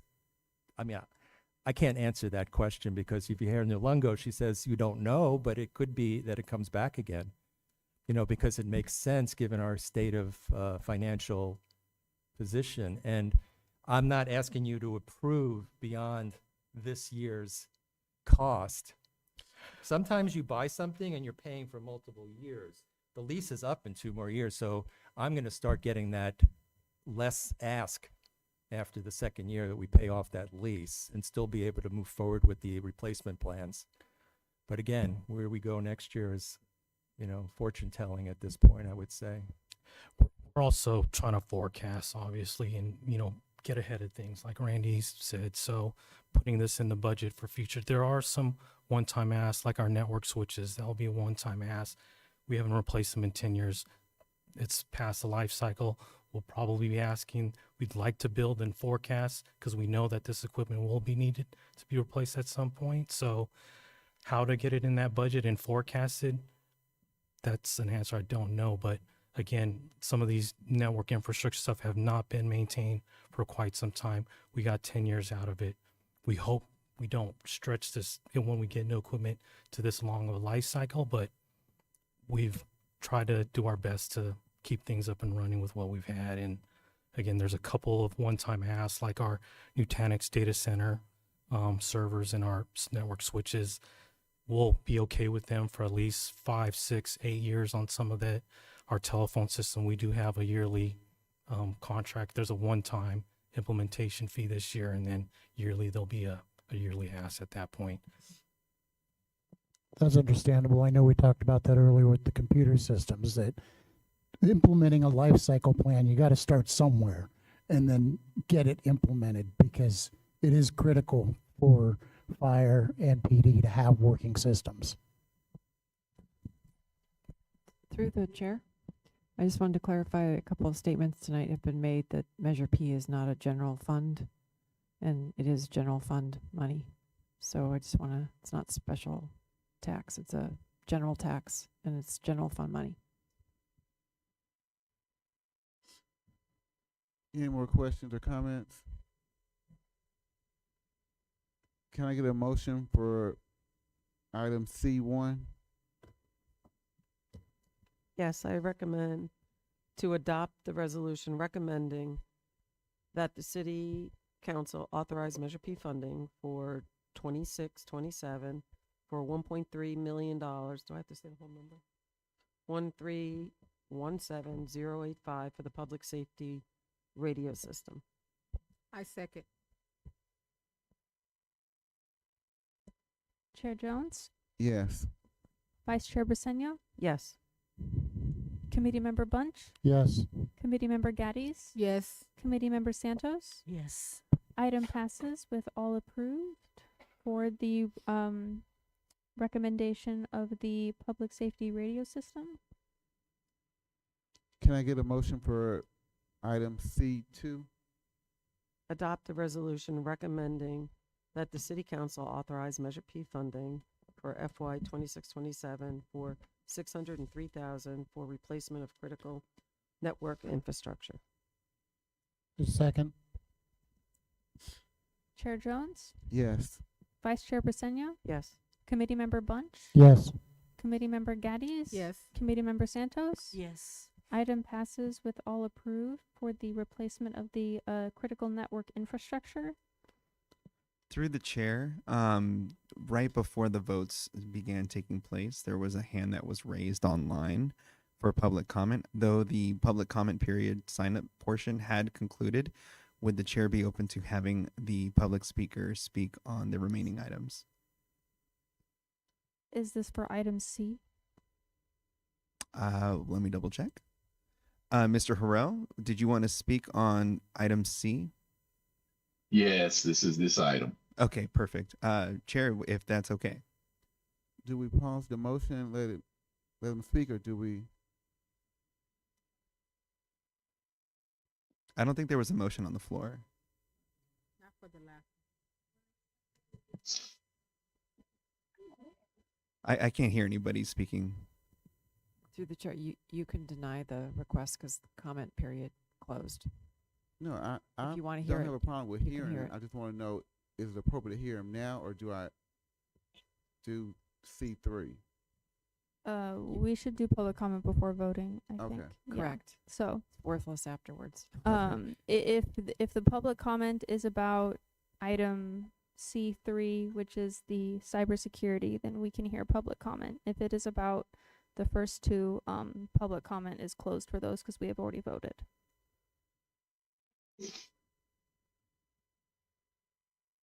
Okay, Mr. Hurrell, go ahead. Yes, thank you. And thank you, Commission, for the work that you do. It is not easy to make the decision that you make. I am in full support of the direction the voting appears to be going. The challenge that I have is, while as a commission, you're going to approve funding through Measure P. That's your responsibility, and I think you're doing that well. What I am challenged with is that as a commission, you have the ability to ask very specifically, what is the strategic plan for the future so that this can be baked in to an annualized budgeting process through the general fund? It's evident that the, shall we say, leadership over the past years has kicked this can down the road, and now it lays in your lap, when it was truly their responsibility to make sure that funding resources were available on an annual basis, stacking as such, so that the department would not have to come to you for effectively a begging for the money to stay functional. That's not acceptable. So I would ask that you, as a commission, make the specific ask that this be a part of the general fund to avoid this process in the future. Other than that, thank you for the work you do, and congratulations on the decisions that you're making this evening. Thank you. Any other questions or comments? If not, can I get a motion for C3? I motion to adopt a resolution recommending that the City Council authorize Measure P funding for FY 26-27 for $300,000 for purchase additional cybersecurity defense. I second. Chair Jones, Yes. Vice Chair Briceño, Yes. Committee Member Bunch, Yes. Committee Member Gaddies, Yes. Committee Members Santos. Yes. Item passes with all approved for the purchase of additional cybersecurity defense. Thank you. Thank you all. Thank you. Our next item is item D.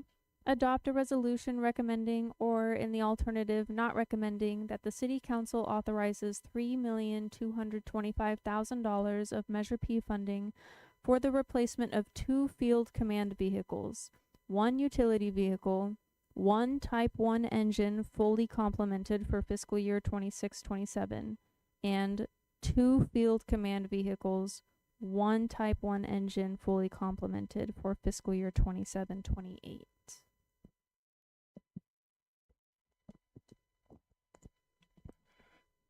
Good evening, Chair, Council members. Jim Rustis, Interim Fire Chief. We have one slide for you for all of our presentation. Ooh, I just passed it, sorry. So we're requesting for fiscal year 26-27, 1.6 million for a Type 1 engine, 2 field command vehicles, and an F-550 utility. And we're also requesting for fiscal year 27-28, 1 Type 1 engine and 2 field command units. We're making this request because right after bankruptcy, we didn't order any engines for up to, I think we took an engine 9 years later, so we're playing catch up. And this money will get us to 2030 because currently right now, all of our vehicle replacement fund is tied up paying for 2 engines in a truck that we bought 2 years ago.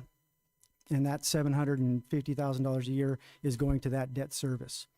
The current build time for a Type 1 engine is 720 days. So if we order one this year, we'll get it in 28.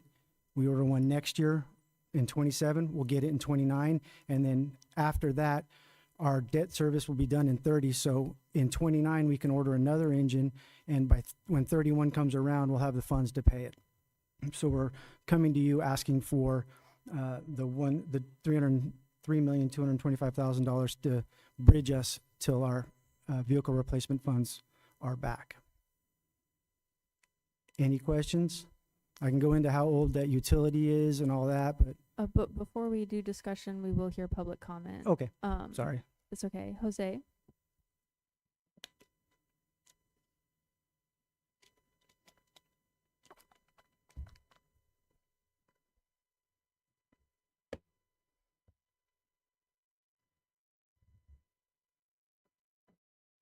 Jose Carizales. A comment was made that a reminder to this committee that this is all general fund monies. If that's true, then why have this committee? Is this committee a secondary to the city council, a non-elected body? All of you are appointed. And that's why it's important to understand the role, understand what your calling is, so to speak. You are tasked with being a financial, not wizard, but being a having financial responsibility and in the use of tax dollars through Measure P, the tax that 17,000 citizens of Vallejo voted for. God bless my young friends here, the firefighters. I appreciate their sacrifice that they do. I told them the story when I was in Fresno as a young child, the second firehouse in the city of Fresno. We were able to go visit and have fun with the beautiful shiny brass pole from the second floor to the bottom, with a big pillow on the bottom, and so we won't hurt our legs. So I appreciate their sacrifice. I appreciate their service. When I had one of my heart attacks, they came and provided me help before the ambulance came. So I owe my life to their service and to their help. All I ask is just being able to be the good stewards with the money. There is, when purchasing a vehicle or anything, there is the invoice pricing versus the Monroney sticker. There's a difference of dollar amount. I just ask to be as careful as you can. Get not a cheap one, an expensive one that satisfies all of your requirements, not with the bells and whistles, with the leather seats, with the heated seats. And I understand that we as humans like those toys, those type of equipment in our cars, but we are serving the public and the public monies, and we're using public monies. And I know you guys understand that. I'm preaching to the choir, but God bless you. I appreciate your sacrifice. Thank you for your service. And all I ask is just be as gentle as you can when you're purchasing these vehicles. Thank you. May I respond? Just so you know, Jose, we're going off a state spec.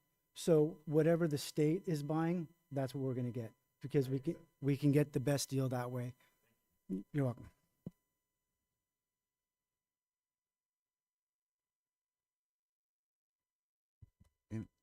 Is there online public comment?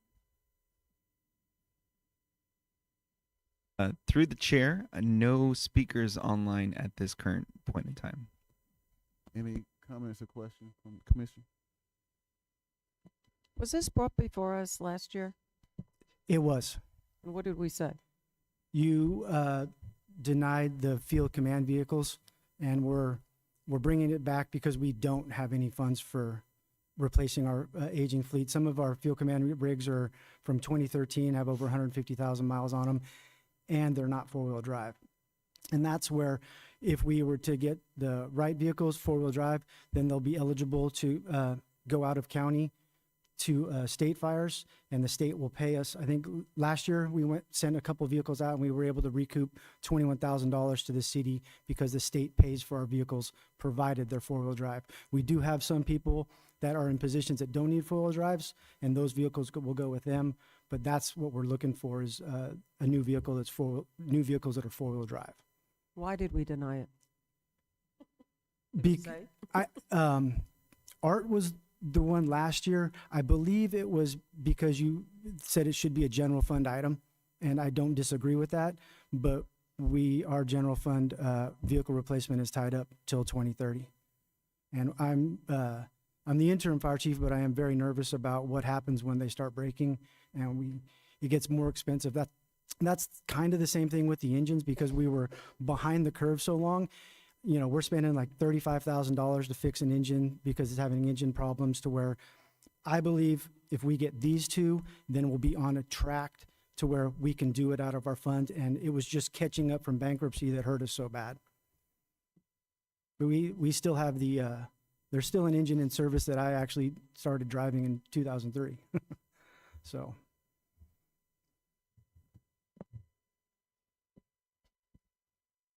Any other questions or comments? Can I get a motion for item? Yeah. Okay. Microphones, please. I move that we recommend that the city council authorize $3,225,000 of Measure P funding for the replacement of 2 field command vehicles, 1 utility vehicle, 1 Type 1 engine fully complemented for 2026-27, and 2 field command vehicles, 1 Type 1 engine fully complemented for fiscal year 27-28. I second. Chair Jones, Yes. Vice Chair Briseño, Yes. Committee Member Bunch, Yes. Committee Member Gaddies, Yes. Committee Member Santos. Yes. Item passes to approve the vehicles for 27 and 28. Our next item is action item E. Adopt a resolution of the Measure P Oversight Committee recommending, or in the alternative not recommending, that the City Council authorize funding for the purchase of 4 gear extractors and 6 gear dryers for the fire department. Good afternoon, committee. This is my name is Tim Booth. I'm the interim deputy chief, deputy fire chief here in the city of Vallejo. Thank you for that. By the way, that was it's big for us. Oh, so bear with me. You're going to see me for the next 6 presentations. So if you want to get up and do jumping jacks, I completely understand. I'm here today to talk to you about 4 gear dryers, or excuse me, gear washers and 6 gear dryers. These aren't your typical Maytag, Frigidaire type things. These are specifically made for firefighting gear. Whenever we go into a structure fire, there are so many chemicals and toxic materials that actually stick to our turnouts. In order for that to be cleaned and washed, we have to run them through what's called an extractor. And these extractors they're not cheap. To be honest, they're not cheap. They have the right temperature, the right chemicals, and it makes it the water leaving the actual tub safe for it to be disposed of. So we only have 3 right now in the city. The problem with that is that we are running upwards of close to 200 working structure fires a year. And when I say that there's an opportunity for our people to run into multiple structure fires in a day. And the problem with that, in the typical way we've been doing over the last 26 years of my career, is that we wash them in a gear dryer. We'd have to travel to another station, wash them, and then they sit out between 24 and 36 hours. That's a problem, because if they're wet at all, we cannot put them back on and go into a structure fire. We'll get burned, plus the properties of it being able to stop the carcinogen is gone.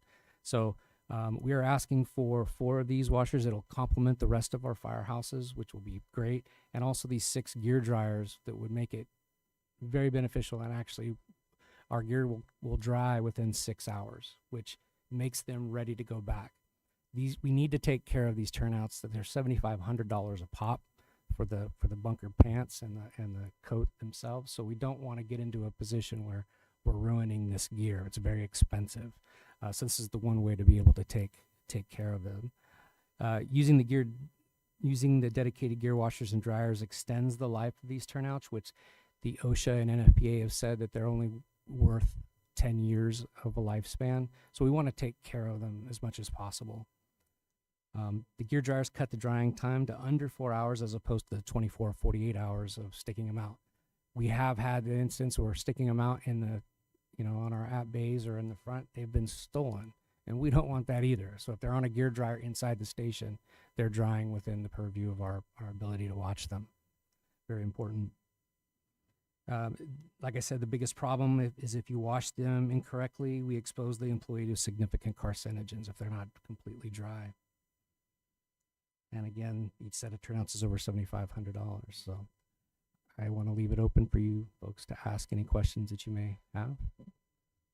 We'll go ahead and hear public comment. Jose?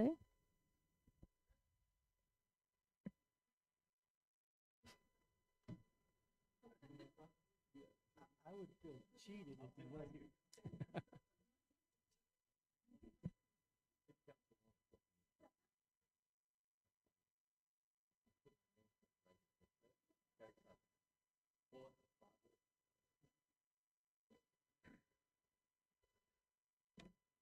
Jose Carizales, thank you for the opportunity. God bless my young friends, and thank you for your service for protecting the citizens of Vallejo and me when that time in need. However, this was also a close call for me, and I just failed to see how Measure P can accommodate this ask. I wish washers and dryers were asked for my unsheltered friends. I understand that their equipment gets dirty. I get it. My clothes get dirty, and I gotta wash them. But I just, as I had to think about this and weigh the differences in the general fund versus Measure P, and I know one of your committee members believes that this is all general fund monies. There is a difference between Measure P committee and elected city official. I believe this should be under the purview of the city council. They obviously need this equipment. It's going to help them. But I just don't see how this can be associated with any of my, I just don't see a washer and dryer in, maybe should be number 10, I'll write it 10 right now, washer and dryer. I'm just very, even though I voted against Measure P, I just want the trust to rebuild in my impacted community. We've got to start the process now of being good stewards, financial stewards with our money. Understand the differences between a committee and an elected official who has the responsibility, has the burden, has to be accountable for their votes, for their actions. And is that you talking, Jackie? Oh, it's Manny. Shut up, Manny. He's in his whole room.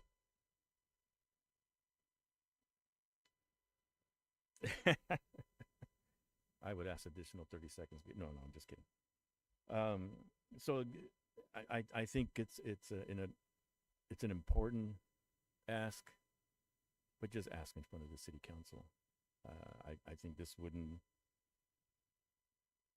it's not medical response. It's not protecting fire protection. It's a washer and dryer. And like I said, I wish the city's Vallejo staff would come before you and ask for a washer and dryer for my unsheltered friends. Thank you. Through the chair, if the speaker wants 30 more seconds, I double check with the chair.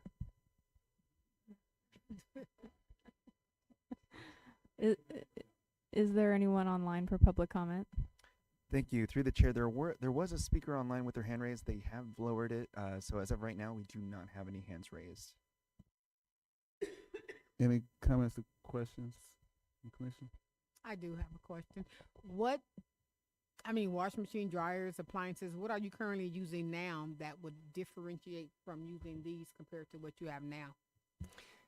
So that's a very good question. We do have 3 of these in our city system there. The problem is that when we have a structure fire, we have a minimum of 12 people on scene. So we're going to need to wash 12 different sets of turnouts to get them prepared for the next structure fire.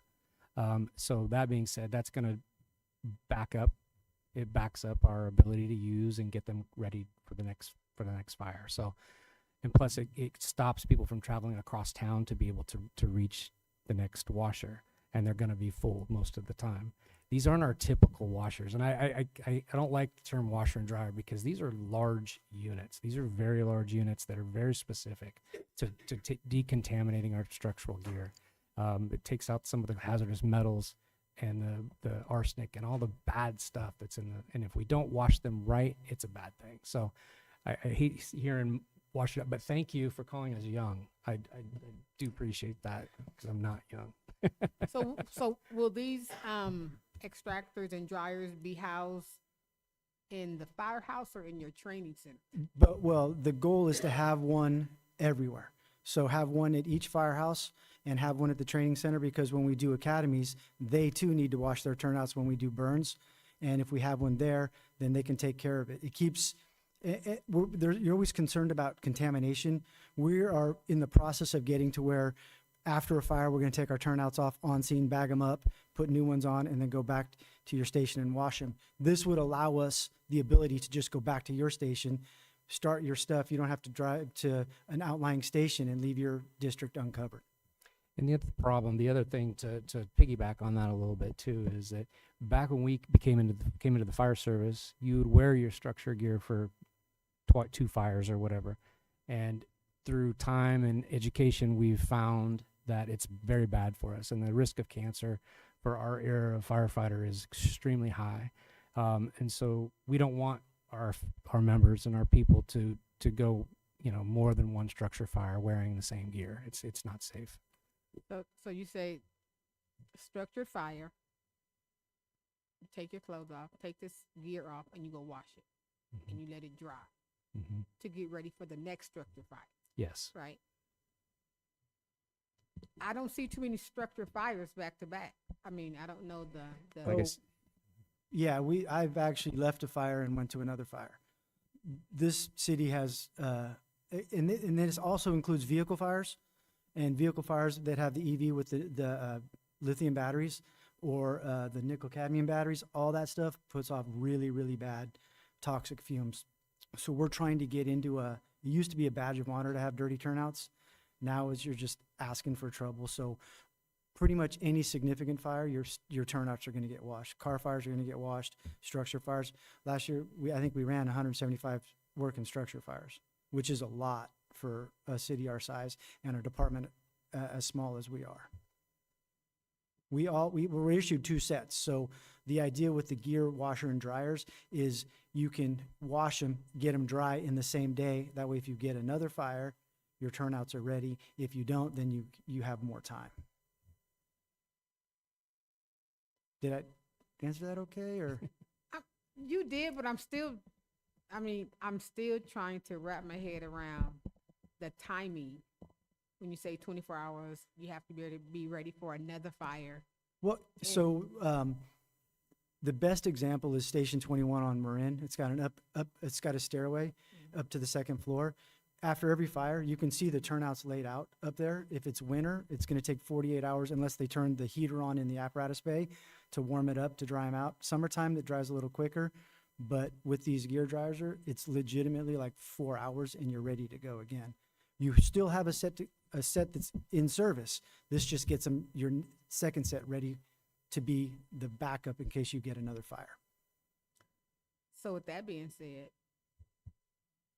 you say there's one on Marin, and I know there's one over in College Park with me. So does every firehouse get called to the same fire? Well, if we get a first alarm fire, you're going to get 4 engines in a truck. So that leaves 3 engines in the city. Second alarm, they're coming as well. So we get a second alarm fire, everybody in the city is going to be at that fire.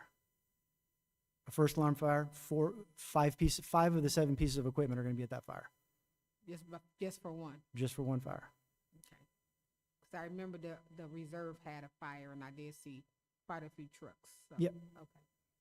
Because we run 3 personnel on a vehicle, we send more equipment. If we ran 4, we could send less, but because we're at 3-0 staffing, we send more engines to fill all the roles. You got a fire tac, safety, 2 out. There's a lot of positions that need to be filled for us to actually start fighting the fire. Okay. Provided nobody's trapped. If somebody's trapped, all rules are out. We just go in, put the fire out, and save them. All right. Thank you.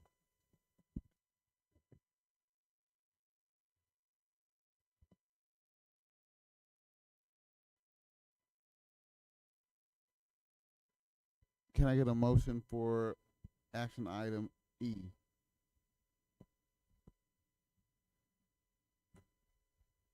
Sure.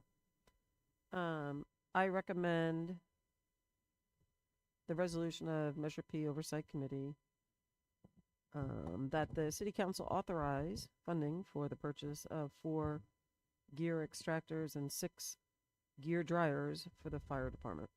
I second. Chair Jones, Yes. Vice Chair Briseño, Yes. Committee Member Bunch, Yes. Committee Member Gaddies, Yes. Committee Member Santos. Yes. Item passes to approve the funding of gear extractors and dryers for the fire department. Our next item is item F, adopt a resolution of the Measure P Oversight Committee recommending, or in the alternative, not recommending, that the City Council authorize funding of $100,000 for the Community Emergency Response Team, CERT, program. Good evening, committee. This is once again Tim Booth, interim deputy fire chief. This is something that's near and dear to my heart. I used to teach CERT approximately 12 years ago when the program was a little bit more robust. To just give you a little background on what CERT is a community emergency response team, and essentially what it is an augmentation of our services to the public. But in the instance of something happening that's larger in scale, we instruct citizens to be able to take care of their own houses, take care of their own neighborhoods as part of, like, say, a neighborhood watch in the event that something big happens. The reality is that it's going to take us 2 to 4 days to respond to somebody if we have a large-scale incident. So the idea behind CERT, which is a FEMA program, which is taught in many cities across America, that it's going to take us a long time to get there. And these folks would help us in many different ways, augmenting our services, but working within their own protocol. CERT is a 24 hours of disaster preparedness training. It's very light. We're not trying to teach these folks how to get into trouble and get injured. This is something that gives them a little bit of experience on light rescue, basic first aid, CPR training, knowing how to turn off gas to a residence. This is something that many of the cities in our area are implementing, and we just tried to put together, because at the direction of the city manager, to try to get it back going again. For the last 11 years, it was difficult because of staffing and budgets and everything. So we tried to do it this last year, and we were just successful in graduating 16 folks. It's a great program. Our goal with this $100,000, and I can explain exactly what all that's for, is to create a cache of over 200 citizens within the city, 100 citizens a year, so 25 per class. So 4 classes this year, 4 classes next year of community emergency response. The goal is to have a combined quarterly training with nearby cities, Benicia, Fairfield, American Canyon, and also Vacaville. So once these folks are trained by us for the 24 hours, they would perform some like combined quarterly drills with other CERT teams. So this is actually a great thing, not only for us, but all the surrounding neighborhoods. If something happens locally here, a wildfire encroaches into a suburb and wipes out a bunch of homes, we can call upon the CERT team, not only here in Vallejo, but American Canyon, Fairfield, Benicia, and they can come and assist as well.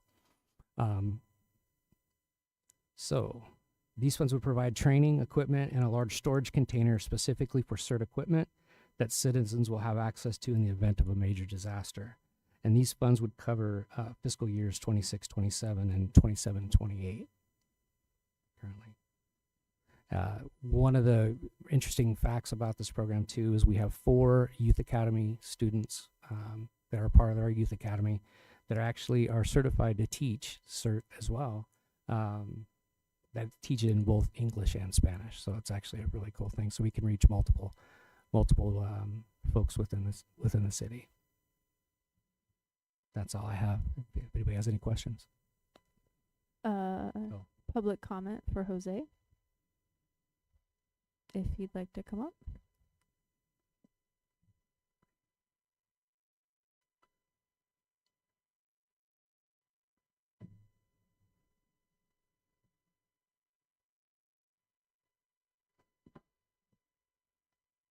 Jose Carizales, God bless you guys and thank you for your service and your sacrifice. I appreciate all you do.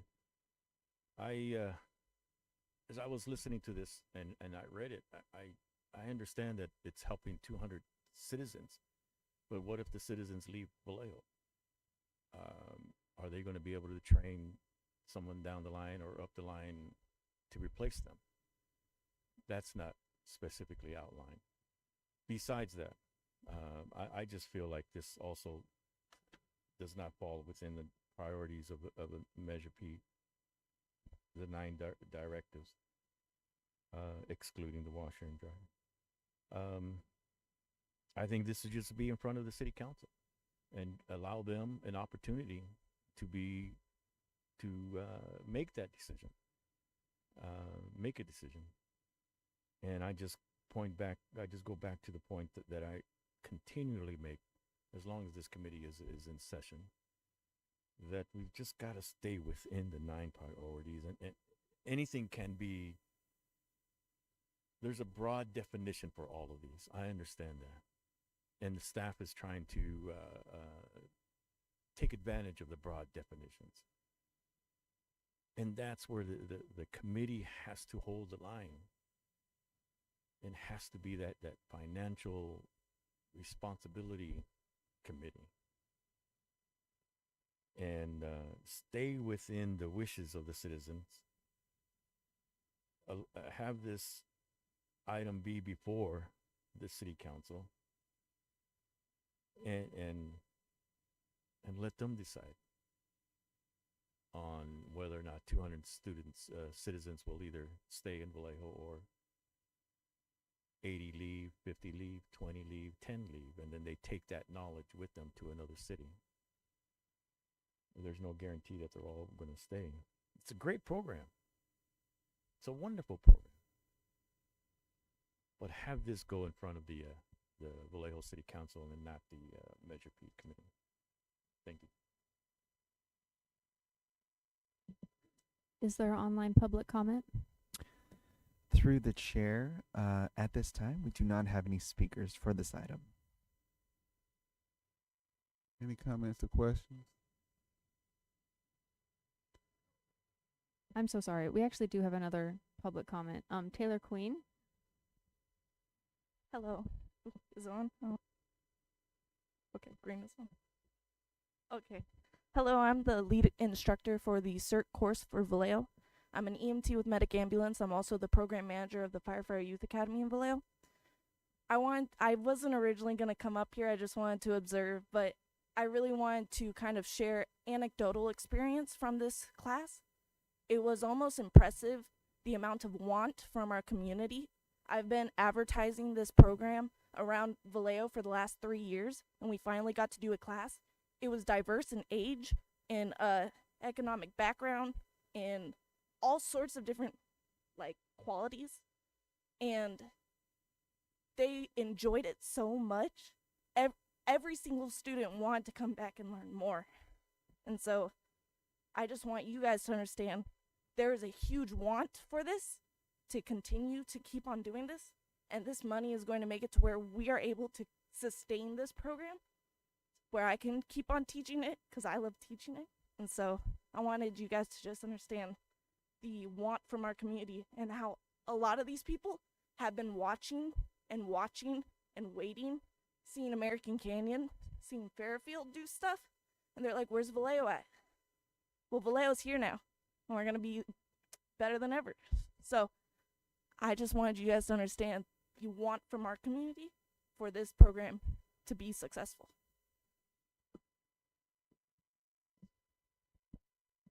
So it says you're asking for $100,000. Is $100,000 each year, or is it just one ask 50,000 for each? Yes, that's. And then in that, when they finish the program, they will get a backpack with, helmet, vest, and all the equipment that makes doing the cert stuff easier. How long does the cert last for the person? I'm sorry, the class itself is 24 hours of instruction followed by a final, which they're tested on essentially basic shutting off gas and water and such like that. So it's 24 hours of instruction followed by a final. But the cert doesn't expire. It does, yeah. Okay. It's not a And certification. because we will do quarterly drills to keep everybody refreshed. Okay, thank you.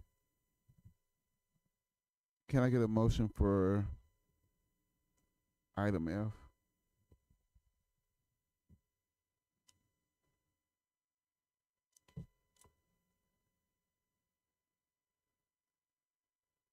I move that we recommend the Vallejo City Council authorize for, no, the wrong one.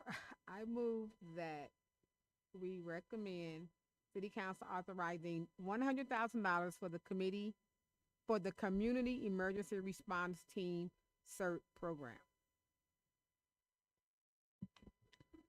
I second. Chair Jones, Yes. Vice Chair Briseño, Yes. Committee Member Bunch, Yes. Committee Member Gaddies, Yes. Committee Member Santos. Yes. Item passes with all approved to recommend the funding for the Community Emergency Response Team program. Our next item is item G, adopt a resolution of the Measure P Oversight Committee recommending, or in the alternative not recommending, that the Vallejo City Council authorize funding for marine firefighting and rescue training for $150,000 in fiscal year 27.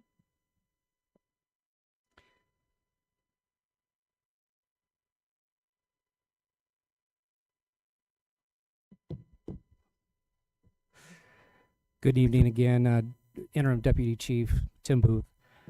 We're asking for $150,000 for fiscal year 26-27 to bolster the little resources that we do have for marine firefighting and rescue training. We currently have the operational response to have to respond to approximately 18 square miles in the waterways, including upwards in the Carquinez Strait all the way up the Napa River. So that's our purview. The interesting thing here is that the Coast Guard has reduced their level of operation to Monday through Friday, 8 to 5. And so it's decreased their ability to assist us with anything. And as a responder for the last 30-something years, I'll tell you, one of the worst things that you can do is be called to something and not be able to do it. And that's kind of where we can be, especially as the marine, the waterfront and everything starts picking up steam. And that's what I'm hearing from city leadership, is that there's going to be a lot of action on the waterfront and over on Mare Island. So this is kind of to get our folks up to speed. We do have a small Zodiac boat that right now is not operational because we don't have enough people trained in it. It's expensive to train, but you have to have the proper training in order to do these types of rescues. And currently, we have no water-based emergency response. And we're limited to shore type rescue, which is it's frustrating if we can't get to someone. And this give us enough training amongst a group of our folks to be able to respond effectively to the middle of the strait in the middle of the night. The picture you see there is actually from a few weeks ago. We had a dock fire on the north end of Mare Island, and that's one of our mutual aid boats that we actually requested. They came all the way from San Rafael, and it's a little bit embarrassing. We have this much waterway, and we have no ability to assist in anything like that. So again, we have 18 square miles, and in the early 2000s and in pre-bankruptcy, you probably have heard that a million times. We used to have these programs, but pre-bankruptcy, and now we don't. But this is not unlike that. We've used to have a very large boat, very similar to the one pictured in the picture here, and we actually had a very robust ability to be able to respond all the way up into the San Francisco Bay. And due to budget funding and cuts and everything, we had to lose that. This award would provide the necessary training and correct equipment for our limited rescue ability. It's very expensive to outfit a boat and to get the proper training, but at $7,500 a person to get all the outfitted correctly and the appropriate gear, it gets very expensive. We did bring this towards council, and because of the flat line item budget, we weren't able to get anything like this put in. So we're asking for a little bit of help to get this program going.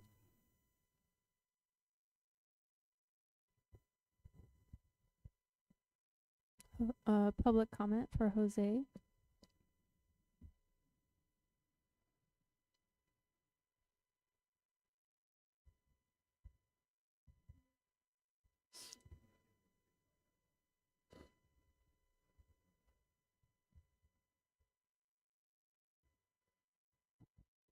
Microphone, please.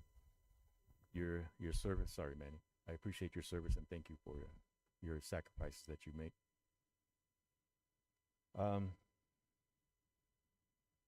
I do agree that absolutely that this type of service is needed. I just have to continually go back to the 9 priorities that are given. Put this in the hands of the city council. Let them make that decision. I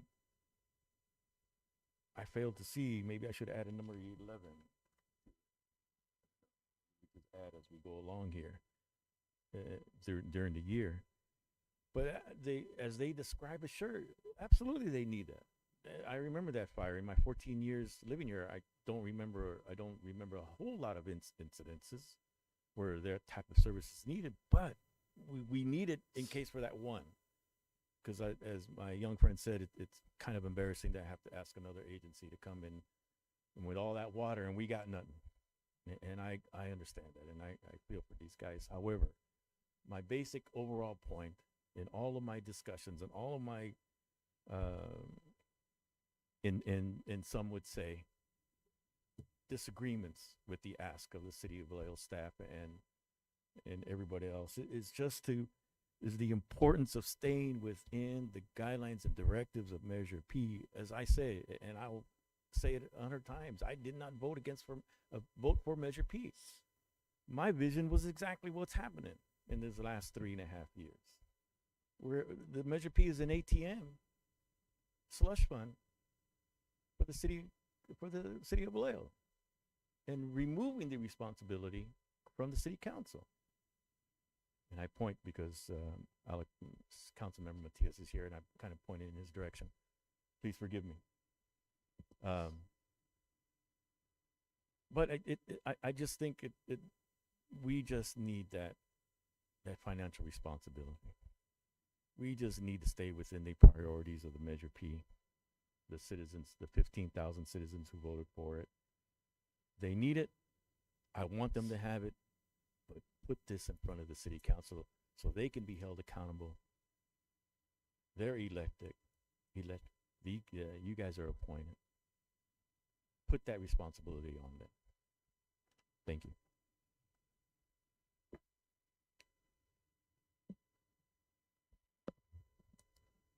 Is there anyone online for public comment? Through the chair, do not have any members of the public online with their hands raised at this current time. Any comments or questions? Yep. Have you looked at grants for this?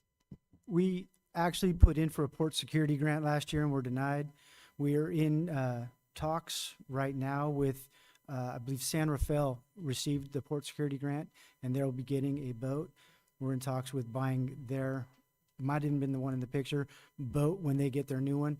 We're working with a company that helps us write grants, and they said because our program wasn't up and running is probably why we got denied. That's why we're trying to start with the little boat that we have. And then if we're able to acquire the boat from San Rafael, usually it's like for $1 or something reasonable, because San Rafael got their boat from Southern Marin. So, you know, we're hopeful that when we get it, we'll get the grant boat, and then we'll pass that boat on to the next department that's looking to get a boat. So yes, we're actively looking. We actually have another grant in right now for some water rescue equipment, but we don't know if we're going to get it. We haven't heard yet.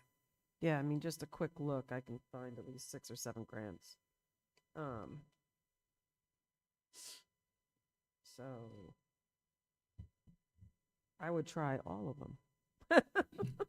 We actually have, there's a few more other ones that we're actually trying for right now. The problem with some of those grants is they're basically material based and they're not the actual training based.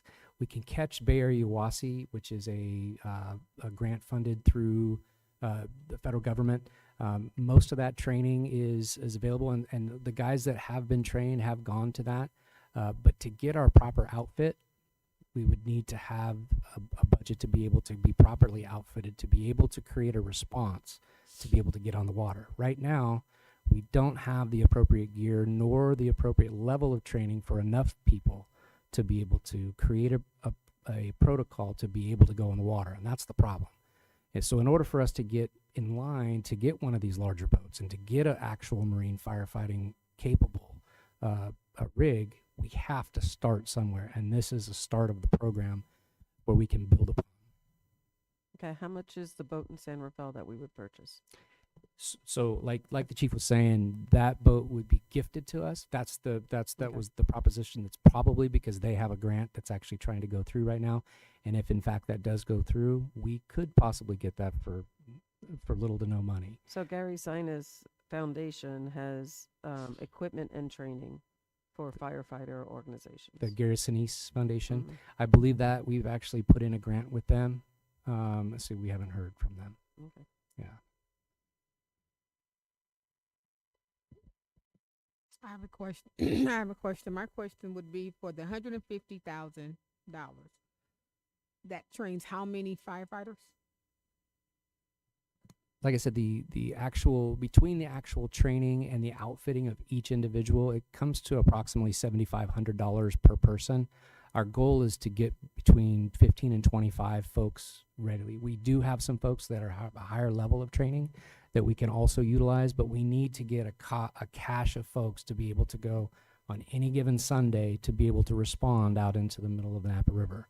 And you need a select amount of training. You can't just put 3 people that say, oh, I had a boat back 20 years ago. You have to have specific level of training to be able to perform a rescue, to be able to see people out of the water. I mean, that's the biggest thing we're doing here. This is a baby boat program. This is not a big San Francisco Fire, Oakland Fire Department boat program where they have about the same level of ferry traffic. We have one of the busiest ferry traffics coming out of the Bay Area right here from Vallejo. I don't know if you've heard that, but I know that the incidence of the potential to have emergencies on ferries, and we've actually had several emergencies on ferries, but short of having the amount of people necessary to do it, I can't create a protocol to say, put that boat in service, and we don't have enough people to be able to go and respond. So it's frustrating for us because we're right at that level. We've got a lot of interest amongst our people. We've got a lot of people that are halfway trained, but we need to get them to a certain level to be able to respond. So this training, will they be trained by third party, or are they trained by firefighters who have already been through the training? We would bring in a company and we would do like train the trainer. So we'd send some people out, get trained up, and then they would come back and be able to train us. On the more expensive classes, on the lesser costing classes, we'll send more people. Our goal is to have 7 to 10 per shift that are qualified. That way, doesn't matter if, people are off on vacation, we still have enough bodies in town that can staff the boat. So how many do we have approximately now that can go out and? Probably 7. 6 to 7, I think, right now. Because we had the boat program pre-bankruptcy, and then everything went away, and people retired, and then we're just trying to get it back up running. The urgency here for us is the limited ability of the Coast Guard now to be able to assist. And with them only having banker's hours, essentially 0800 to 1700, it leaves a large chunk of time where we're left to our own accord to be able to see if we can get somebody out of the water.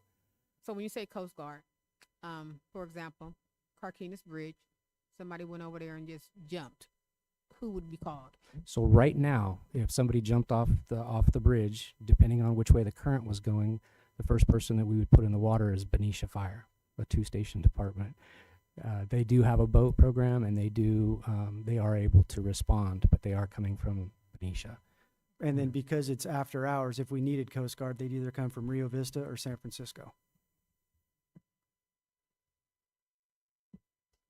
And how often have we had the need? You know, it's funny, and I've worked at this department for 26 years, and I've probably had 5 or 6 people jump off the Carquinez Bridge. And that was back when we had a jet ski program as well. We clearly don't have that right now. And it's frustrating when you get those calls and you can't really do anything, and you got to call mutual aid, and all you can do is try to spot somebody without getting in the water with the tools that we would need to be able to try to find somebody. You know, infrared or our ticks that we were able to get through Measure P last year, which would be beneficial, or something where we could find somebody on the water. So it varies. I mean, you just never know when the emergency comes. It could happen right now. So it just varies. Right, and I think I struggle with, since this is the training that the fire department would need, why wouldn't, general fund this over the past years to get people? You said you had people half trained. That doesn't make sense to me. Well, when we went, again, unfortunately, we go back to bankruptcy when we lost the boat. But that was, what year was that? That was 2008, and right. That was the same kind of problem with the engines. It's like nothing was done, and there was no money, and we didn't have a boat, so there was no training program. The boat that we have now, we picked up, I think, probably 2 or 3 years ago, and then we started the program, and then the chief at the time was like, no, we've got to refocus our money, because we got to do all disciplines, and this is just one we're trying to pick back up. Right. I think for me, this falls under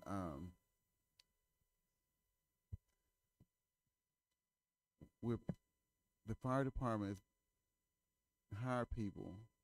There's a certain level of training that they have to provide.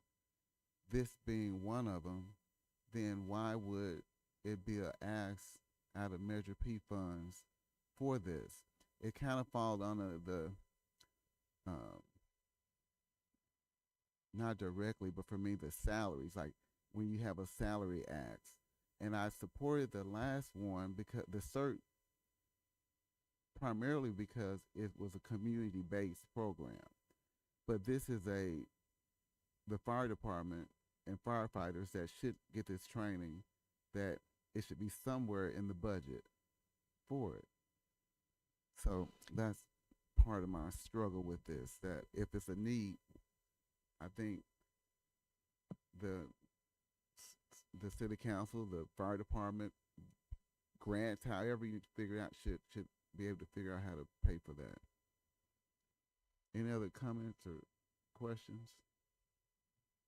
Can I respond to that real quick? So the professional firefighter in general, right? A professional firefighter is different than a professional firefighter in, say, Phoenix, Arizona, or San Francisco, California, or even CAL FIRE, right? CAL FIRE spends much of their time learning how to fight wildland fire and fire in the interface, where the interfaces with the suburban area. If you're that specific, right? So you can get real specific with certain departments. Vallejo has a lot of different aspects of firefighting. So we have to be, very good with mid-rise buildings and some high-rise buildings, and a lot of, struggling areas that provide a dynamic on their own. So the field of firefighting in an oil field is a lot different than a field of firefighting in, say, the big city. So we're trying to be able to protect the citizens in all aspects of our little city. And our little city just so happens to have 18 square miles of waterway. So it provides a different dynamic than, say, Fairfield, that doesn't have any water. right? So it's specific to Vallejo. It really is. I don't know if that makes it any clearer. No, I agree that we should have adequate training in this area. I just think that it should have been important enough to be a line item somewhere within the fire department or general funds, and not Measure P funding. If there's no more questions or comments, can I get a motion for item G?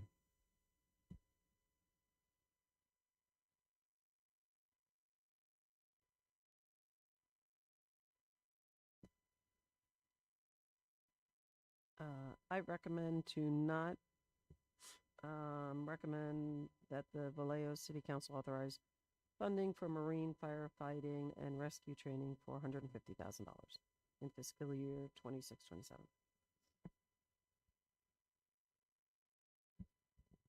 I second. Chair Jones, Yes. Vice Chair Briseño, Yes. Committee Member Bunch, No.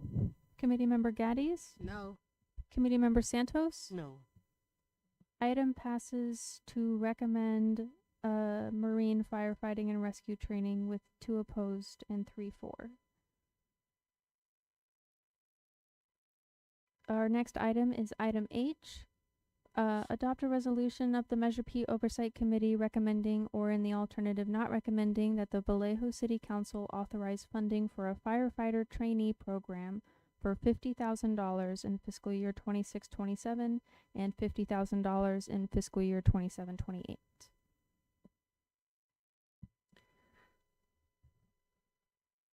You can help me out there. Thank you. Again, Tim Booth, interim deputy fire chief, City of Vallejo. This is absolutely within the Measure P asks, which is number 9 of the youth priorities. The firefighter trainee program used to be a very good, robust program in the 90s.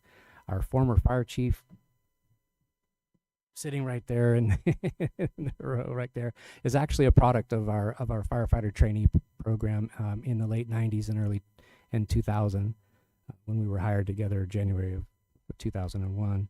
What we're asking for is $50,000 for this fiscal year and then $50,000 for 27-28. We're looking for homegrown recruitment. I know you've heard recruitment and retention is very difficult in certain areas of the city, and it's no different with the fire department. We are facing approximately a 32% attrition rate, which doesn't lend itself very well to being able to staff our engines appropriately. And fire departments across the nation face ongoing recruitment and retention challenges. The way we would like to address the issue is through the continuity of our programs. And currently we have our Explorers, which are 14 through 18-year-old, and I'm sure you've seen them around town. They come to our training facility on Saturdays. They also have our Youth Academy, which also is through our Vallejo schools. And the next step of the process for getting our homegrown kids through it to be a professional paid firefighter would be to now make a firefighter trainee position. This is a program that is already written and ready to go, and it's currently sitting in the HR department ready for approval. The participants would get the necessary education, training, and equipment with the funding, certifications, initial certifications for initial firefighters, hands-on training, and transitioning into entry-level firefighters, which actually would be a cost savings for the city in the future, because these folks would then become the hiring pool for our current firefighters. The program is written, like I said, it's in the hands of Human Resources, and furthermore, this program will strengthen our diversity and create a more meaningful career pathway within the community. And I ask for questions. Public comment, Jose?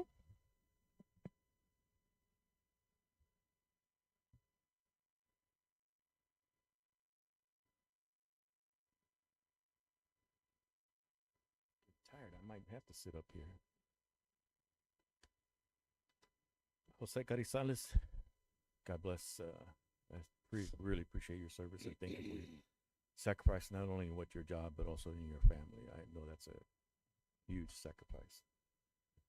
I must respectfully disagree with my young friend here. When I look at 2 and 3, the words, I think I have a good grasp of the English language. It says maintain fire protection, maintain emergency medical response. I don't see the word training in there. I understand that this is an absolute need as far as to help the firefighting team. But I once again put this on the shoulders of the city council. Have them make that important decision, not the Measure P committee. These words are broad in definition. That's where this committee's life experience and views of how what's in the best interest of the citizens of Vallejo come into play. Did I miss the church service, or do we need to pray now, or I can? Our Heavenly Father, we Manny, you had 30 seconds, please. Just kidding. So I respectfully and I believe me, I do respectfully disagree with the interpretation of the 9 directives. I just believe this part or this ask should go. They need it, they want it, but put it in front of the city council. They will be held accountable for their decision. They're elected. Not, I can't say that darn word. They were voted in by the citizens. You guys were appointed. Have them have this responsibility. And it's just important to stay, in my humble opinion, to stay within the 9 directives. I just respectfully disagree that training is not part of, or one of the 9. Maybe we could make that an 11 training. But otherwise, I would suggest or ask, with all due respect, I would suggest and ask that this ask be put in front of city council. Thank you. Is there anyone online for public comment? Through the chair, no speakers online at this time. Can I respond real quick to that? I think this actually absolutely falls under priority 9 of youth priorities, because this is less about us than it is about the kids that we're bringing in. We have a lot of kids that aspire to be firefighters, but there's no real path that they don't have the means to do it. And if we can point them in the right direction through the Explorer program, through the Youth Academy, and through a firefighter trainee program, then these kids will have a path, not only just not just training. They're going to have a path to be able to become a professional firefighter. And these aren't kids from other communities. These are kids from Vallejo. So it's not like we're just opening it up to everybody. This is kids from Vallejo. How many kids? Go ahead. Go ahead. That's the same question I was going to ask. How many youth would be able to be a part of the training program each year? So we have the Youth Academy that is high school, and then they age out after high school, and then they could go to the Explorer program. But as soon as both of them are like 21, then they age out of all programs. This would allow them to continue their training. And currently, Taylor, she was one of them. There's another girl, Crystal, that she's actually in paramedic school, and we're hoping she gets done enough to join our next academy or the one in February. But because we don't have the continuing program, we don't know how many we're missing out on. We have the last academy, we had 2 people that were explorers and part of the youth academy, but then they kind of did their own thing and they ended up coming back to Vallejo. So we don't know how many would continue on, but we're hopeful that most of them would, because most of them are in the program the whole time, like solid 4 years. About how many is that estimated that you might be able to capture? I believe the Safer Academy was like 2016, 26.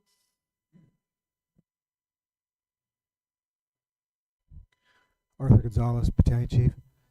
So this program is near and dear to my heart. I'm a Vallejo, born and raised, went to high school here. I was a troubled youth in this city, and the Vallejo Fire Department gave me something to do. When you talk about the youth has nothing to do in Vallejo, this is what I had to do. I was fortunate to be an explorer. That's a division of the Boy Scouts. I was 15 years old when I first stepped foot into a fire station.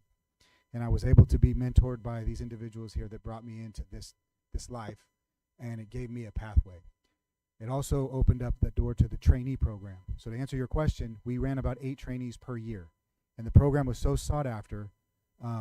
Every one of the trainees that we have taken on have gone on to become professional firefighters.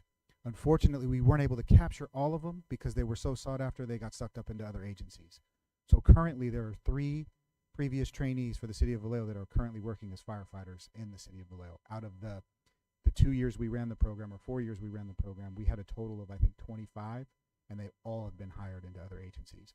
So this fills that gap from post-high school and beyond the 21-year age to have somebody become, we call it a trainee as semantics, but it's really a reserve program, and it's a pathway into the fire service above and beyond being a teenager that allows them to get the training and education and the time in the stations to learn how to be a professional firefighter. So to answer your question, it's about 8 per year, roughly is the estimate. We would like to capture more, but we want to make sure that we can give the guidance and education to those individuals and not take on too many. It would be almost a civil service style process to be able to bring those individuals on and make them professional firefighters, hopefully in Vallejo, but a lot of times because these are so sought after candidates, because of all the training and education they get, they go out to other agencies. So is it possible, since we are investing in the city of Vallejo, they're investing in the youth and they're taking the training here, is there not a way that we put some sort of stipulation for X amount of years that they are obligated to work within the city? We could put that in that trainee program. A lot of the times you have to finish the program in its entirety to basically be placed on the civil service list.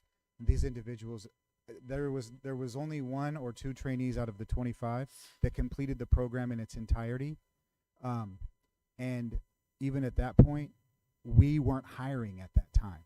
So they couldn't wait around for us to hire them. Once we hired them, we could hold them to that 2 or 5 year number. However, most of these individuals got hired before they finished the program, just based on having Vallejo on their resume, being a paramedic now, having been in community college. So yes, to answer your question, yes, we can do that, but we have to have the vacancies for these individuals to go in to then put that number on their time. And again, this is just one of those missing pieces in Vallejo where there's a gap for our youth and that pathway to paramedicine and into the fire service, because that is what is missing in our city. You know, the challenge is to have them go to paramedic school, whether it's through scholarships or whether it's through assistance. That's the hard part. And to have them have some experience in a professional fire department as they move through that process, it accelerates their ability to get hired in other agencies. But we want them here. Currently, we have 9 vacancies. If we had trainees, we could move them, bypass the civil service list, put them right into our academy and be able to save some money in recruitment and having already known commodities right into our organization. And that's what this initial investment is for, is to start that program up again. Okay, thank you. You could stay there. I have a question. Okay. So, when was the last academy you guys ran? For the trainee or for a professional? For the trainee. Oh, the trainee program, that was 2000, 2001, and then we stopped hiring trainees and they stayed on till about 2005, I believe. So this program was written a long time ago, and we've tried to get it again and get it again. It just, the funding source and asking, like you said, for the line items, whether it be for the maritime program or for the trainee program or any other programs, even fleet and vehicles. We've gone to city council in the last 3 budget developments, and based on the cuts to supplies and services, we've been unsuccessful in adding to our general fund to purchase these items. That's why a lot of these are before you in Measure P, and a lot of them are one-time asks. So the last Academy of Trainees, the most recent hire out of the trainee program got hired in 2009 and has been here ever since. Okay. So then my next question is, I don't know how up and running this academy is that I'm looking at now. The Robin MACB firefighter? So the Youth Academy is the high school age kid, and that is more of life skills, introduction into the fire service, more all encompassing of life skills, not just particular to firefighting. So the Robin McBee Youth Academy takes high school age kids 14 to 18 and puts them through the Saturdays and kind of gives them an orientation in some basic core values, life skills, and introduces them to first response, emergency responders. And then the Explorer program, that we've always had that even prior to the Robin McBee Youth Academy. That's age 14 to 18, and that's a division of the Boy Scouts. And that's been around the city of Vallejo since 1979 is when they started that. That is more kind of a volunteer organization that just allows youth a window into the fire department. And they are two different programs, but we try to pull them into the same. And then the trainee program is actually more that step up into the professional level firefighting. So you get, a civil service background, you get a live scan, you are with the firefighters, you do a small academy. And what's the ages for this? That's 18 minimum, but it doesn't time out. There is no top age for it. So we can take older youth that, maybe want to do a career change, somebody that's, in their early 20s, but there is really no age requirement for the trainee, but it's a way for us to capture the youth and bring them into our organization. Are there requirements for the 18-year-olds to come in? Yes, the requirement would be it would be just like our firefighters. It'd be 18 years old, high school diploma, no felony record. And then in the trainee program, the way that it's written, you have to maintain college credits every semester or you can't stay in the program. And then the program duration is a minimum of 2 years. So within that time, you can get either your fire associate's fire science degree or paramedic license, and that keeps you in the program. So you have to be progressing in college units, in fire science, or in paramedicine to continue to stay in that program. So there's some skin in the game for these individuals to progress also. You just made a good point that I have a question for. You said no felonies for our 18 and over. So you have a young person who's 16 made a crazy choice in its life, her or him, and now they are 19 with a felony.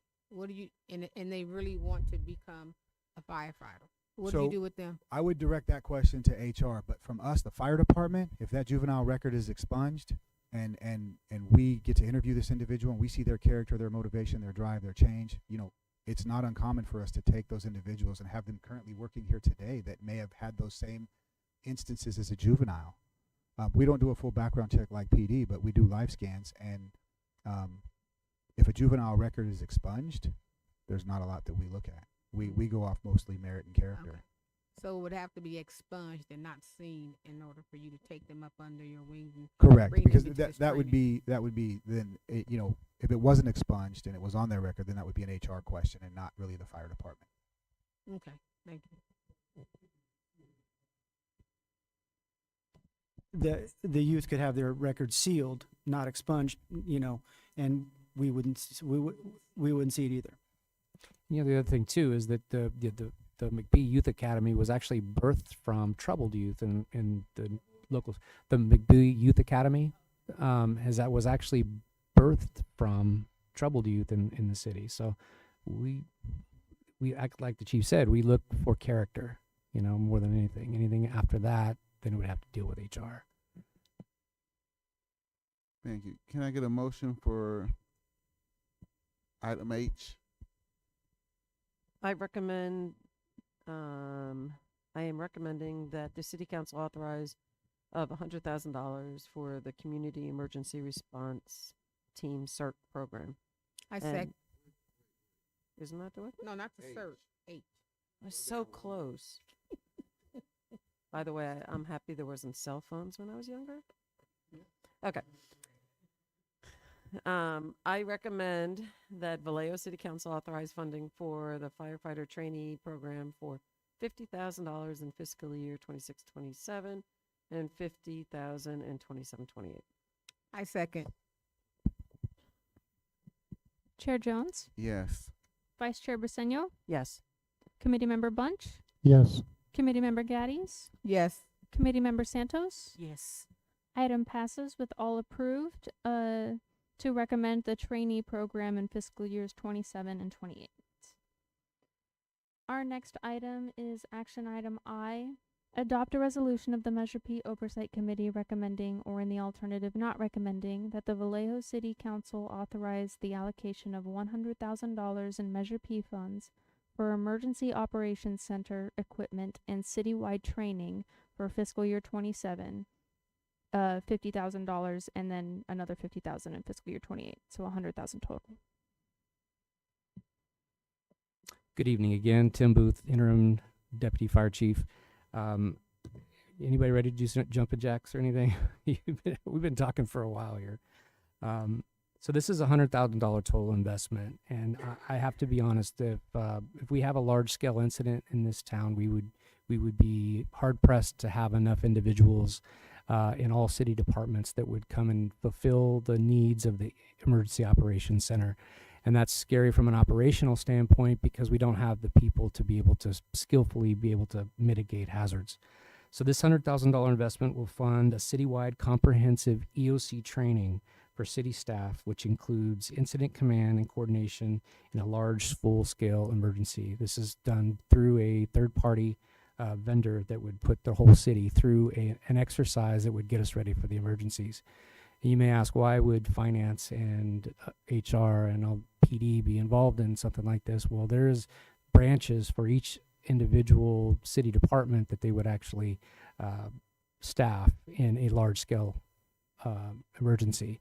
Our current EOC is at Station 21. It is very small, and it has not had as much it hasn't had as much love, so to speak, as it needs to have. In the event of emergency, we don't have enough space. We're not here asking to create the space. What we're here asking to do is get people trained to be able to manage the minimum functions within the EOC. And it's going to take a lot of coordination and a lot of effort on the other city departments. We're ready to do it. We only have probably 5 to 8 people in our current department that have most of the EOC training that's needed to be able to run fire suppression and operations branch within an EOC. So this funding would actually create more qualified individuals for EOC operations within the city.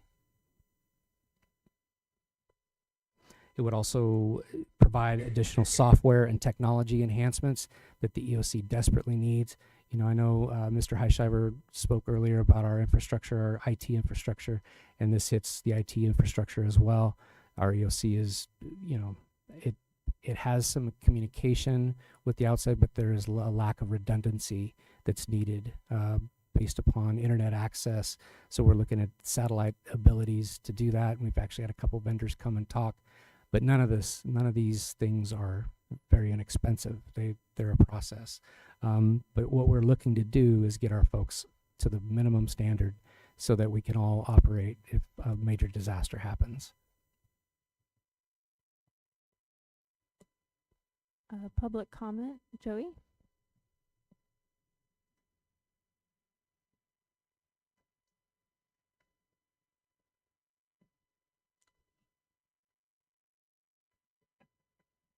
He tried to bribe me. I will have him when I'm done. Jose Carizales, this was more of an easy one, and God bless my young friends. Appreciate your sacrifice, not only protecting the citizens, but also your family. Thank you for your service. This was more on the easy side for me because as I read the 9 directives, maintain fire protection, I would consider this ask to fall under that category. It's a community, as Chair Jones mentioned, it's a community-wide protection package, I would call it. It's going to help all the citizens. It maintains the safety and the protection of 125,000 citizens of Vallejo. So I would consider this to be under the number 2 or the maintain fire protection because the word protection, it's protecting it's protecting all of us.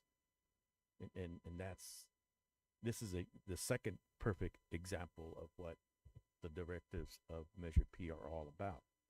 When it's specific and when it details exactly what the directives are, it's an easy decision. and this one, this is my second easy decision. I would ask that this committee approve their ask, and thank you for your support. Is there anyone online for a public comment? Through the chair, no speakers online at this time. Any questions or comments? Yeah, what are the breakdowns of this cost? Because you have $50,000 for both fiscal years, and you're saying that there's equipment upgrades and infrastructure upgrades and training, and you said you're calling in a consultant. So I'm just unclear on how those costs break down. So there's a third-party company that'll come in and run us through, I think they're like upwards of $5,000 to $7,000 to run us through a simulated drill. And then once that's done, we can identify there's the operations, planning, logistics, finance, and management. Each one of those, there's other additional classes for those individuals. So like finance could go to that class. That all costs money for them to get trained up. And we're trying to figure out how to do this and not having to keep train people, because we do have a high turnover in our department head areas. So it's like we're trying to figure out if we do to train the trainer and just keep getting them refreshed. And then there's some supplies, like the printer that we have in the EOC that is specifically for the EOC. The ink cartridge is like $900. So we're looking at changing that out to something that's more conducive and less expensive. And then we're looking at all the IT stuff, the computers and stuff, infrastructure on that part would cost money, because those computers just kind of sit in there on a charger, and then they'll develop a memory, and then we just got to rotate them out. Does that kind of answer your question? I don't have specific numbers. Sorry. We cut all our slides down, so that got. Yeah, we were instructed to really cut all our slides down, and so we really cut some of these to not take a ton of your time. But one of the things that I want to say too is that the EOC training, we can try to catch a lot of it on Barrio Uwasi, which is a federal FEMA grant-funded class. But there are specifics to the EOC classes that we actually have to take, and they run upwards of $1,000 per class. And that's something that we don't want to mess around with. I mean, we have some people to be able to call in to be able to run these specific functions within the EOC. But we want to have a few more people that have the ability to operate in the EOC. It's a very specific thing, and they have to be able to know what they're responsible for. And because it's a city-wide emergency, that's why we have to involve all the other departments, because it's a big function. So there's a lot of training that goes involved, and it is expensive.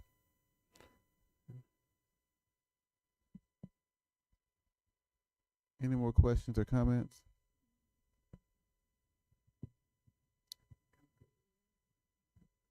No, I just do realize that the training is extensive. I know I've gone through it for the state with EOC level 4 for finance, and it's costly, but it's needed, because if you don't know those things, something happens in the city, we're going to be falling real short. So I get that. It's important. Can I get a motion for action item I? I move that we recommend the city of Vallejo authorize the allocation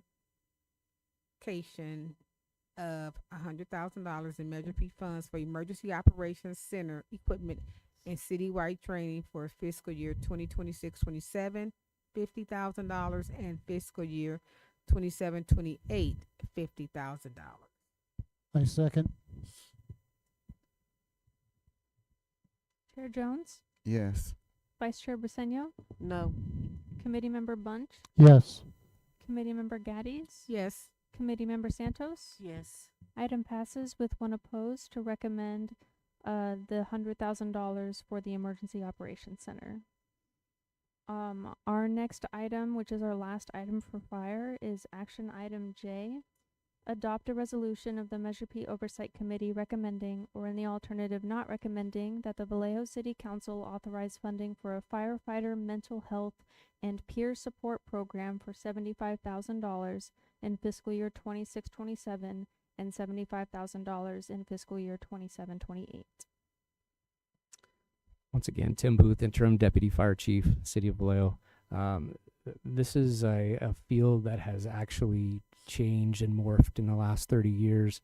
You know, when I got into the fire service, and I know Jim got into the fire service, a lot of the attitude was, you know, just rub some dirt on it, you'll be fine. And many folks in our early years ran to alcohol and other substances to be able to hide and mask certain feelings that they were having when they were faced with PTSD type symptoms. But back then, PTSD was very difficult to weed out in the fire service. What we're asking for is $75,000 for fiscal years 26 and 27, and 75 and 27 and 28. There are services that are now available for fire, police, first responders that deal with the day-to-day PTSD type symptoms, and also to have the resilience. You know, this is not just about mental health. This is also a line item cost issue, because where this generally starts rearing its head is in workers' comp injury. So people will go out on workers' comp injury. And before I go any further, I do want to say that the last 10 years, we've had 2 of our members take their own lives. And that is that's a high percentage of our retirees, considering that our attrition rate is very high. And so people are getting out of the fire service too, which is something that we've never seen before. This has always been a career that you do 30 years and you do it proud, and hopefully you're walking upright at the end of it.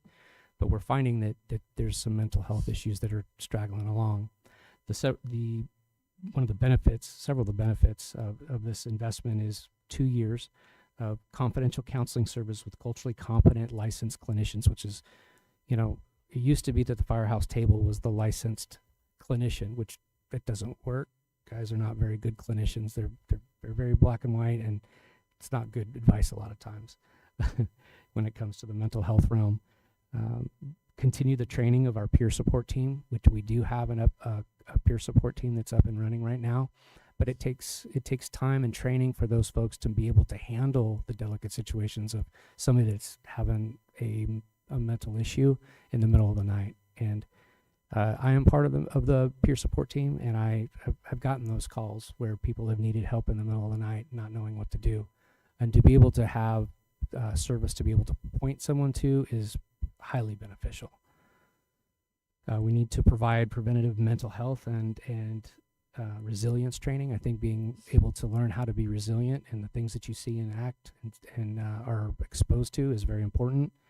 And this contract is also going to provide family support and education services for the family of the first responders, which is really important, because a lot of times we don't see the repercussions of issues that people start having.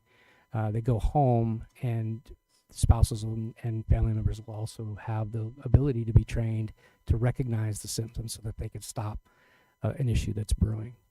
That's all I have to you. I'm trying to be as quick as possible on these things, so I'm ready for some questions. Public comment, Jose?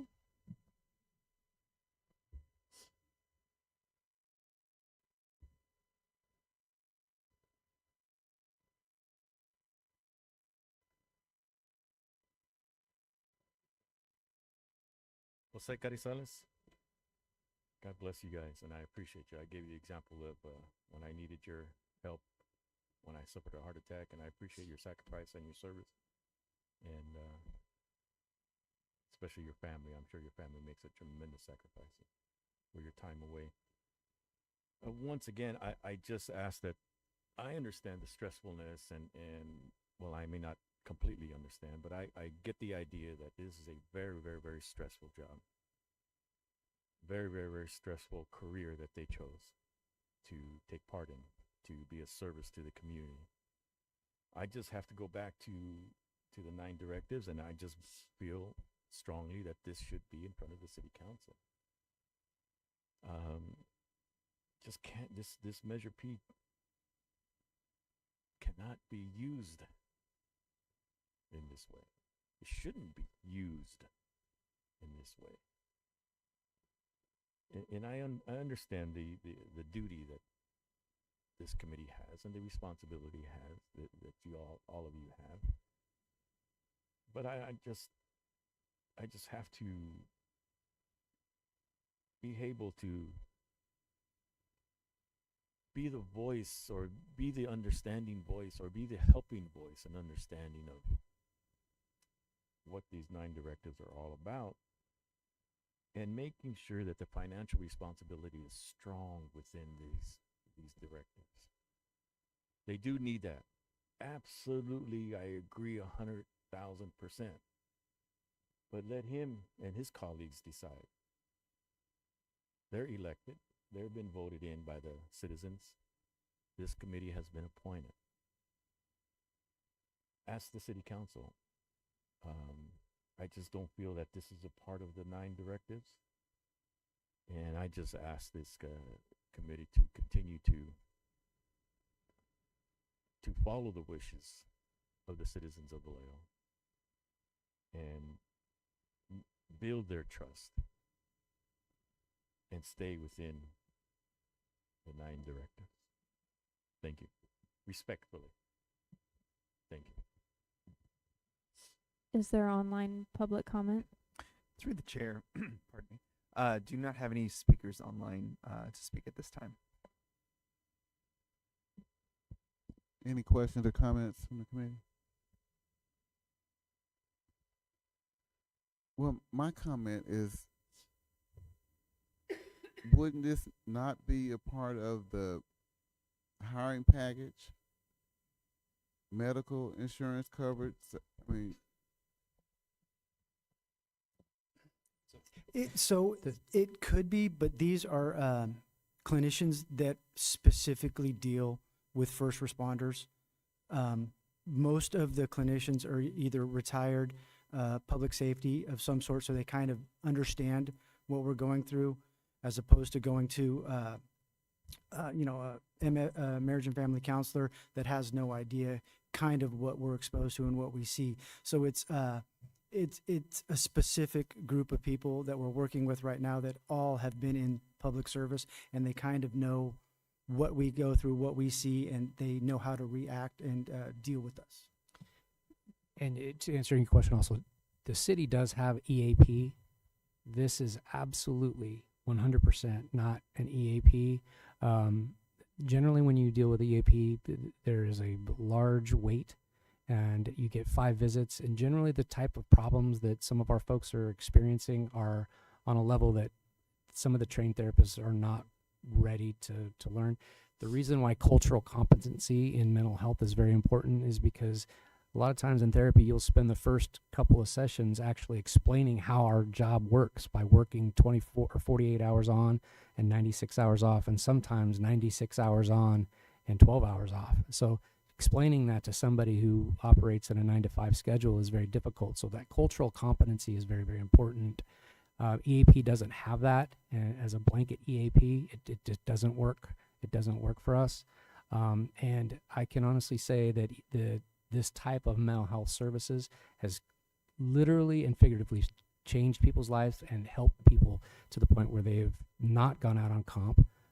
We've actually had a lot of very good outcomes utilizing cultural competent therapists and therapists that will actually come and do a debrief or a diffusing in the time of a large incident or a particularly stressful incident.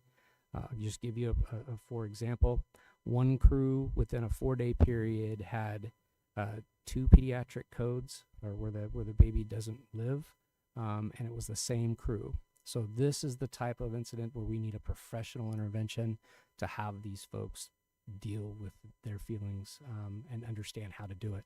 We do have a peer support program, a peer support team, but it's ancillary to the professional that would actually come in and be able to assist, to be able to ward off any other issues. So hopefully I've been able to explain that a little bit.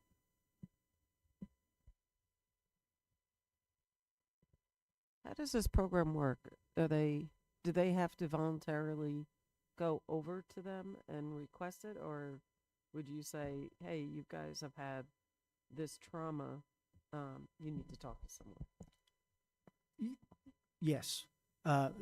They can voluntarily do it, and the company that we contract now, we could call her right now, and if we had something, she would come down, and we would put the crew off just to talk to them. Well, we'd put the crew off and make her available, and she would decide if they're talking now or not. You know, we don't want to force anybody to talk, but we're going to do everything in our power to put them in front of the person to get them to talk.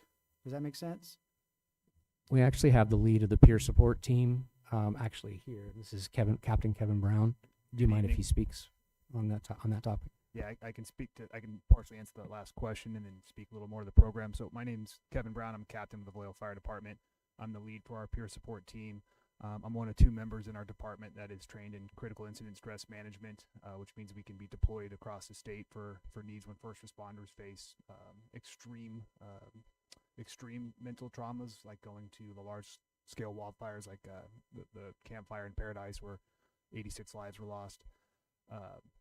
So to the participation question that was asked, we just wrapped up 2 weeks ago a mandatory annual check-in. So the clinicians come down, they spend 3 days within our fire stations. Every member is compelled to sit with a clinician for 30 minutes. That's included in the program cost. The member can choose not to speak to the person, but what that does is it gives them the opportunity to ensure that at least the connection's made with every member. And then for those who do choose to speak, and I can't give the numbers because it's all HIPAA protected, but I'm going to tell you that our members open up, it sets a baseline. And so when that baseline is set, then when they do their next annual check-in, even if they choose never to use the services in between, the clinicians can see the difference in the employee, whether it be positive or negative, and then they can encourage additional participation as needed. Taking a step back, I understand that Measure P tax dollars, of course, have to follow or have to fall within those 9 bullet points. So the way I look at this, there's 2 ways that the argument should be made for why Measure P should fund this. Is it cost effective? Is there a benefit to it? And does it fit within the bullet points? This program maintains more firefighters within our stations in active duty. And then if they do go off on some kind of injury that has something to do with stress, trauma, mental health, it gets them back on duty quicker. So there's your cost benefit. We don't have data for the Vallejo Fire Department because we're a relatively small agency and our programs only existed for a few years. But in general, across first responders, the first responders who utilize robust peer support and mental health programs return to work 86% faster than those who don't. So you get a considerable reduction in your workers' comp costs because of that. Tying it back to the bullet points for Measure P, as I stated, if we can keep more of our firefighters on the streets and or get them back into the stations quicker because they recover from their mental health injuries quicker, then we're better servicing the community of Vallejo, right? That's one of the purposes of Measure P dollars, is to ensure and maintain fire and emergency services, and this does just that.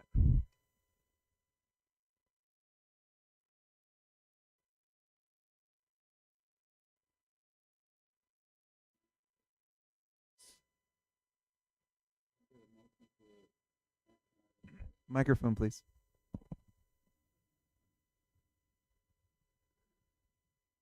Can I get a motion for action item J?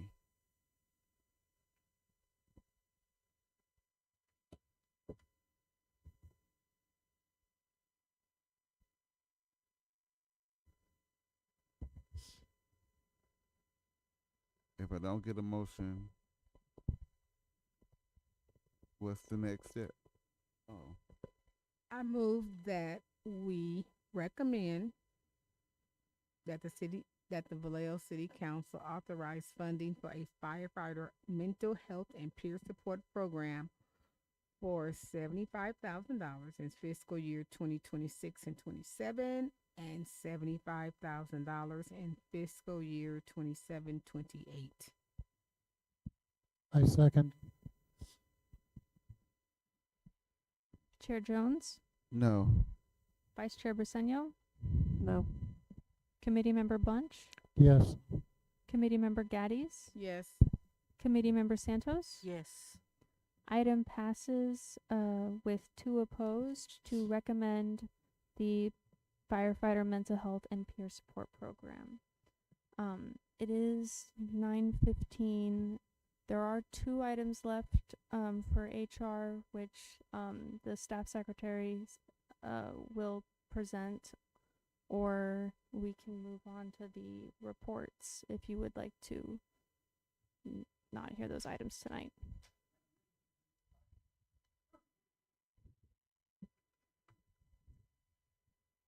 So if I would you, definitely like to finish tonight.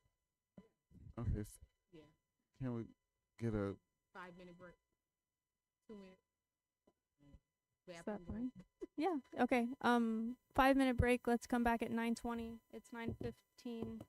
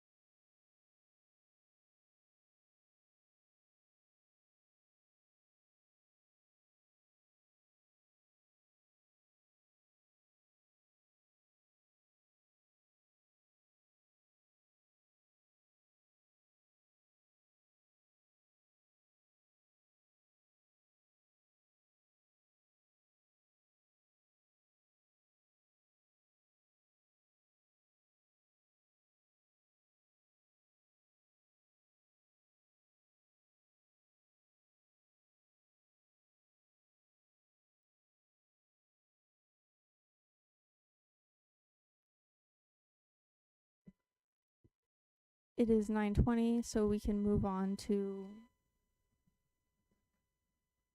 action item K.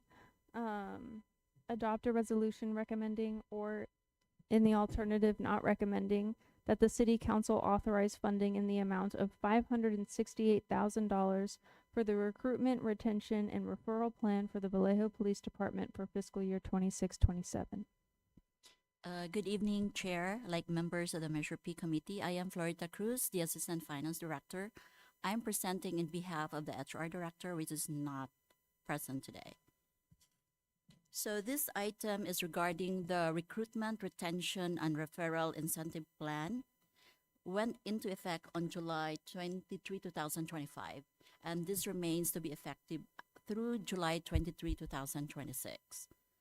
While the recruitment and referral incentives can be suspended prior to July 23, 2026, the retention incentive remains in place until all disbursements to eligible employees have been paid. So this program was funded by the general fund for $2 million. So to date, we spent $718,400. There is a remaining balance of $568,000, and that is also the anticipated cost for those people that will be paying, which are eligible to be getting that incentive, for a total of $568,000 in 26-27. The ask currently is to switch the funding from general fund to Measure P. That is the request. Currently, general fund is facing a shortfall of about $29 million, and staff is trying to identify expenditures that can be identified to be funded by alternative funding source. This retention program is an eligible spending through the Measure P category, especially Measure P category item number 1 and number 4. So we are trying to request funding from Measure P, switching the funding from general fund to Measure P to help address the shortfall of the general fund. Okay, I'm very confused. Is b- there some before kind of- before we do discussion, can we have public comment or? Sorry, Jose.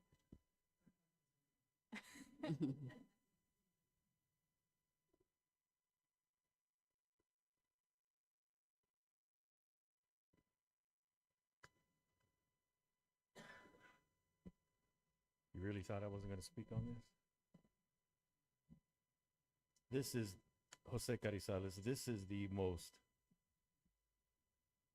offensive, abusive use of Measure P funds. This issue came before City Council last year.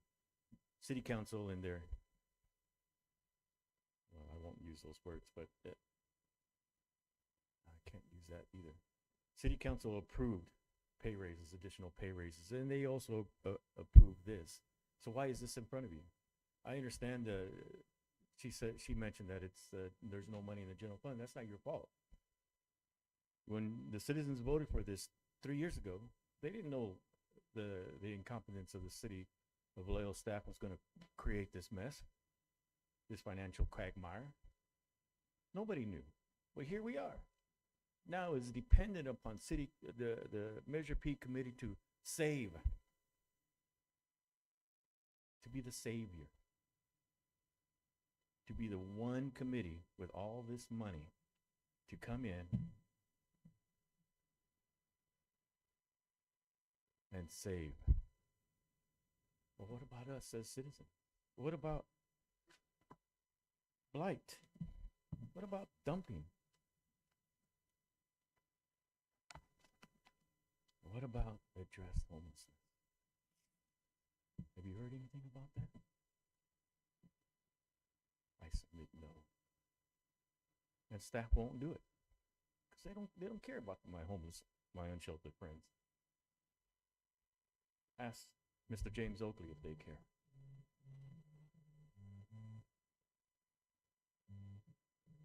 To suggest that this is one in 4 categories: healthy, safe, and clean. Who's is healthy, safe, and clean? The people who get that $15,000. They're healthy, safe, and clean, not me. Who maintains crime prevention? How is lateral referrals maintain crime prevention? Somebody's going to get $5,000 if they're successful. If it's a successful referral, what if they're not? They're going to give the money back. Of course, that's not mentioned. These are discussions that's 20,000 actually. If one person falls within that category, not only that they get that raises that they were given, they get an additional $20,000. This falls directly. Give this back to the city council. They started this. I won't use those words. They started this mess. Let them finish this mess, not this committee. Thank you. Is there online public comment? Through the chair, no speakers online at this time. Thank you. Thank you. If you were going to ask about a slide deck, Vice Chair, there is no slide deck for this item currently.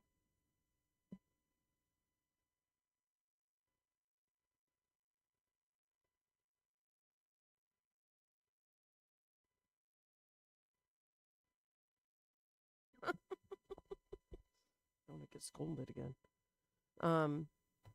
So it looks like City Council had $2 million and they approved it last year in July, and they spent 700,000 of it.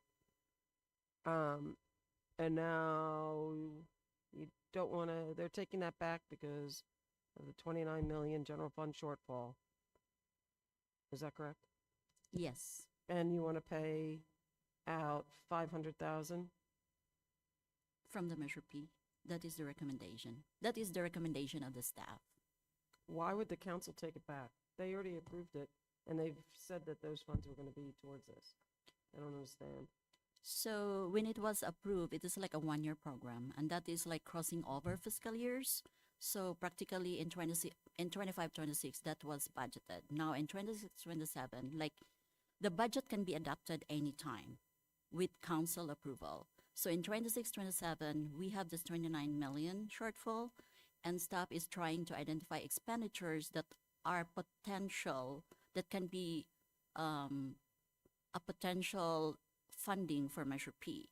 And this particular item is what staff identified could be a potential Measure P funding based on the category. So when we're doing the 26-27 budget, because of the 29 million, staff is trying to identify how to balance the budget.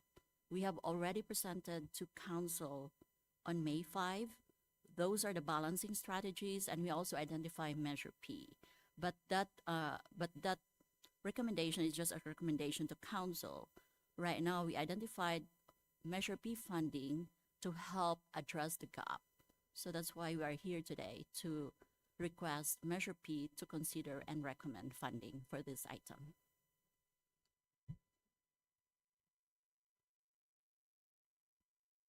What did we vote last year? This is not funded by Measure P last year. This is general fund. So normally general fund usually fund this type of expenditures, but because of the current financial condition of the city, of the general fund particularly, we are trying to identify expenditures that can be switched, like anything, like other items in the general fund right now, we don't find any alternative funding options. We try to identify those items that can potentially be funded by other options. So we did already, like some went to special funds, we do grants, like we already like identify all the alternative options. So this item is the one that we are trying to request funding for Measure P. Question. So if you don't get the funding, what happens? So the program will expire July 2026. This is just staff recommendation. There is already money. There's already funding. This is just like staff recommendation to council to address the 29 million budget. So it's just a recommendation, like even Measure P, you are recommending council, but still it is council approval. Right now, there is funding. So you have funding for the 568,000? Yes, because we, like, council actually funded 2 million for this program. And we already spent that 718,000. And staff is trying to switch the remaining to Measure P. So that 500,000, we can use that to at least address the gap of the 29 million shortfall in general fund. Okay.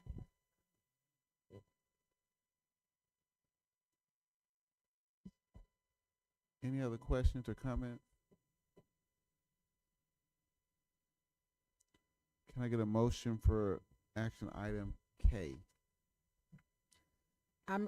I move that we do not recommend that the city council authorize funding in the amount of $568,000 for the recruitment, retention, and referral plan for the Vallejo Police Department for fiscal year 26-27. I second. Chair Jones, Yes. Vice Chair Briseño, Yes.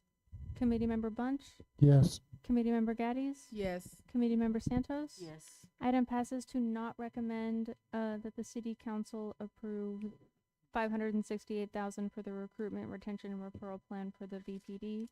Would the committee like to make a statement on the reason for denial? So they had already paid for it. Sounds like an accounting thing that they're doing. It was already in The budget. money's there, so just use it.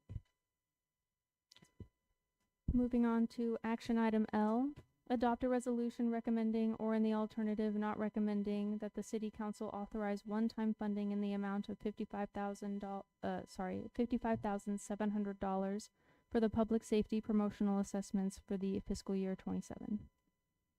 So this item is actually for safety promotional assessments for 26-27. The amount of 55,700 is not currently included on the 26-27 general fund budget.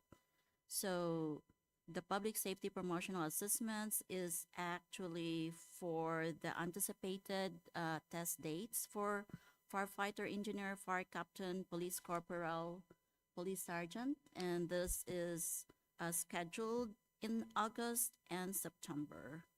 So this promotional assessments is kind of required to maintain promotional eligible list for police and fire. And this promotional lists are valid for 2 years. So in order for us to do this assessment, we need 55,000 funding.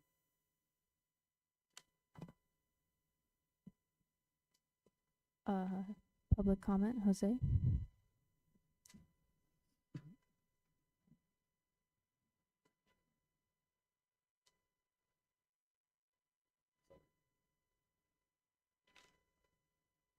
Jose Carizales, thank you for the opportunity. In the staff report, they mentioned, in the staff response report, they mentioned that this item, this ask, falls into the top 4 spending categories. Top 4 spending categories are directly related to public safety. I completely disagree. I view this ask as just a difference in interpretation of the meaning or the goal of the 9 directives.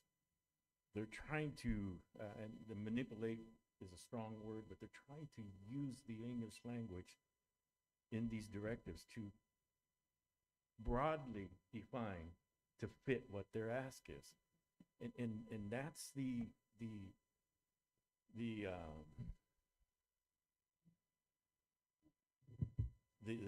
I'll be done. You'll be finished yawning in a minute. I'll be almost done. I'm almost done.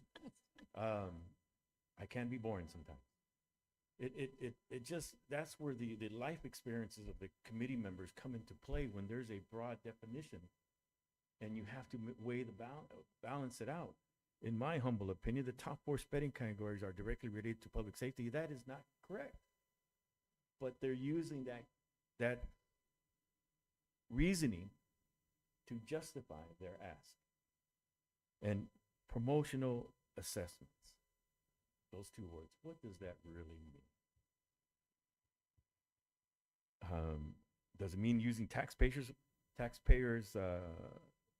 dollars for pieces of paper describing each required duty? I can ask my 9-year-old to do that. Not really. He's too busy. I just must go back to the concept that I always start out with when I'm given the opportunity to speak at this podium. Must be careful spending tax dollars. If this doesn't fall perfectly in the 9 directives as the other 2 measures, as I thought did, then just give this to the city council. They are voted in by the citizens of Vallejo. You're appointed. Give them that responsibility. Have them be held accountable, because this is tax dollars. It's a very important issue. It cannot be taken lightly. I definitely would not support this ask. Thank you.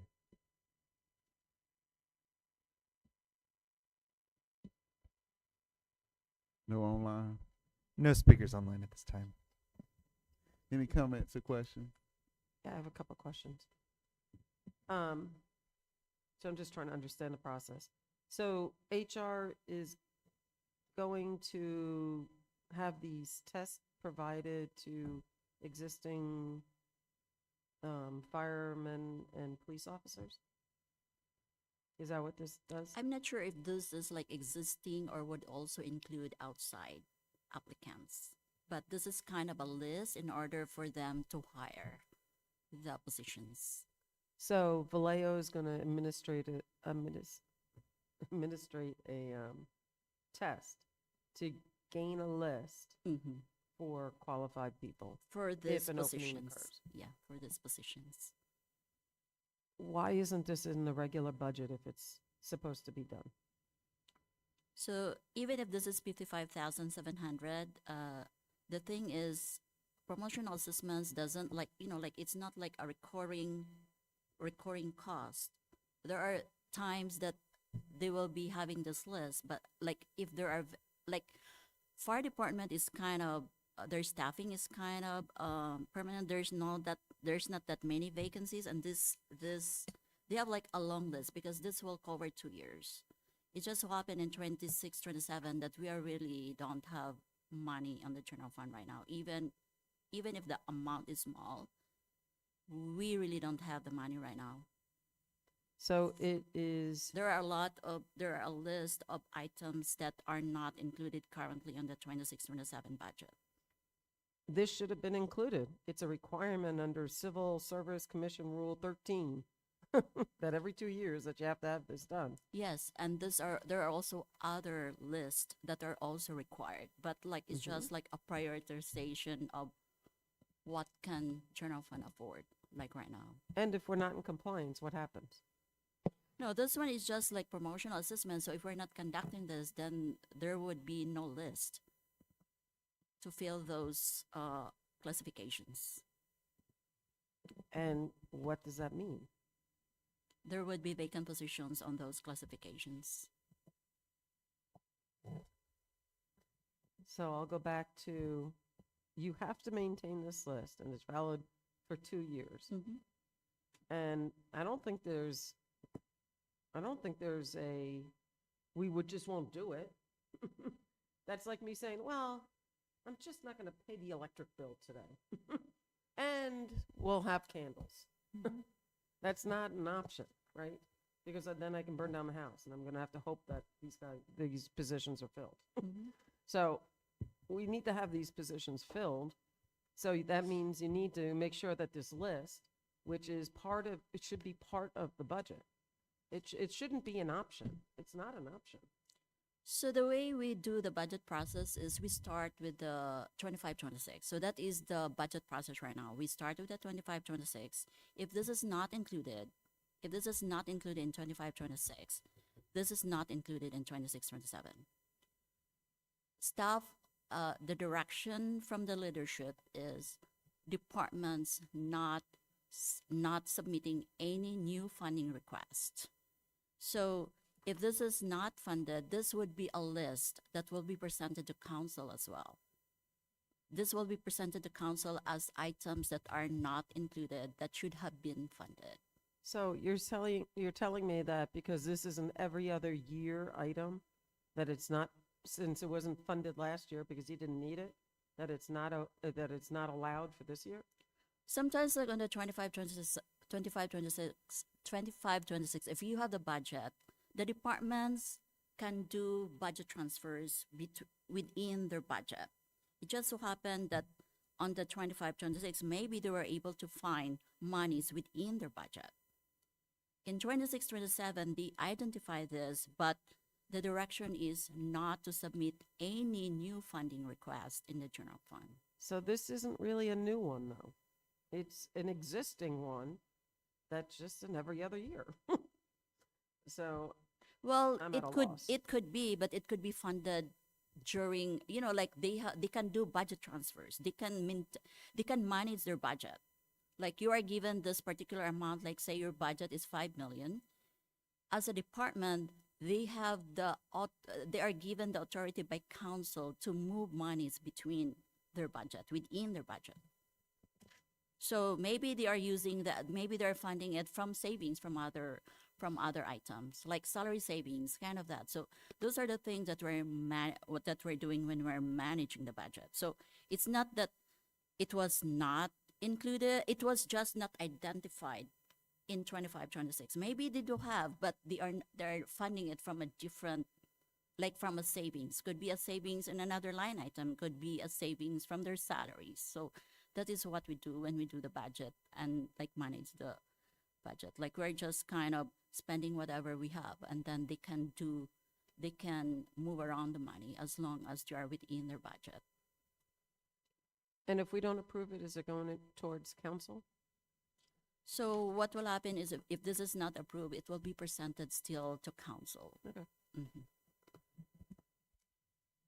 Out of curiosity for it, because I don't have experience at the city level with promotional assessments, but at the state level, I know if a department doesn't run an assessment, they borrow another department's list. So you can borrow another department's list. Is the city able to do that if provided we don't fund it and it goes to council? Does the city still have an option to maybe borrow the list from Fairfield? I'm not sure about that. Yeah.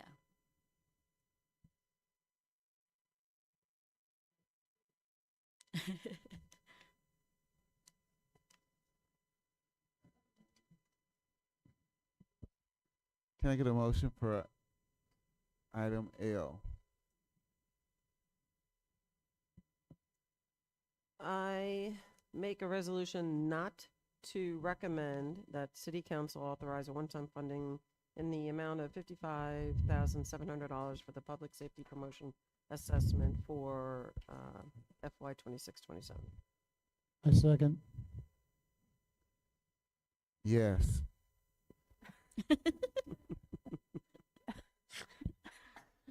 Chair Jones has pre-voted. Vice Chair Briseno, Yes. Committee Member Bunch, Yes. Committee Member Gaddies, Yes. Committee Member Santos. Yes. Item passes to not recommend the promotional assessments for 27. That ends the action calendar. We have no information item. City Attorney, do you have anything to report tonight? Haley, can No. I say something? So what we're doing Do you want to is- talk during the committee secretary? yeah, okay, Okay. go ahead. Sorry. You said nothing, right? Okay. Go for it, Florida. Okay.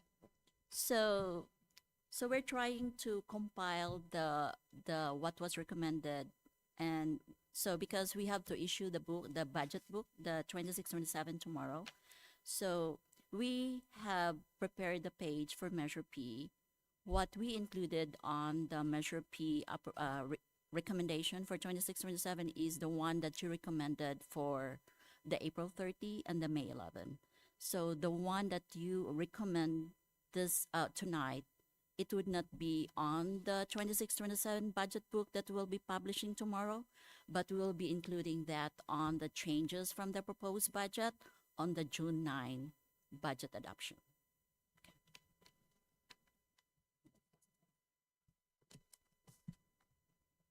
Report of the chair and members of the committee. Do you have anything to report tonight? No? Is Matthias online, Manny? At this time, Matthias is not online. Any future agenda items you guys would like to discuss on our 9th meeting? Not that I can think of today. And I think that concludes our our meeting, adjourned at 9:46. Thank you.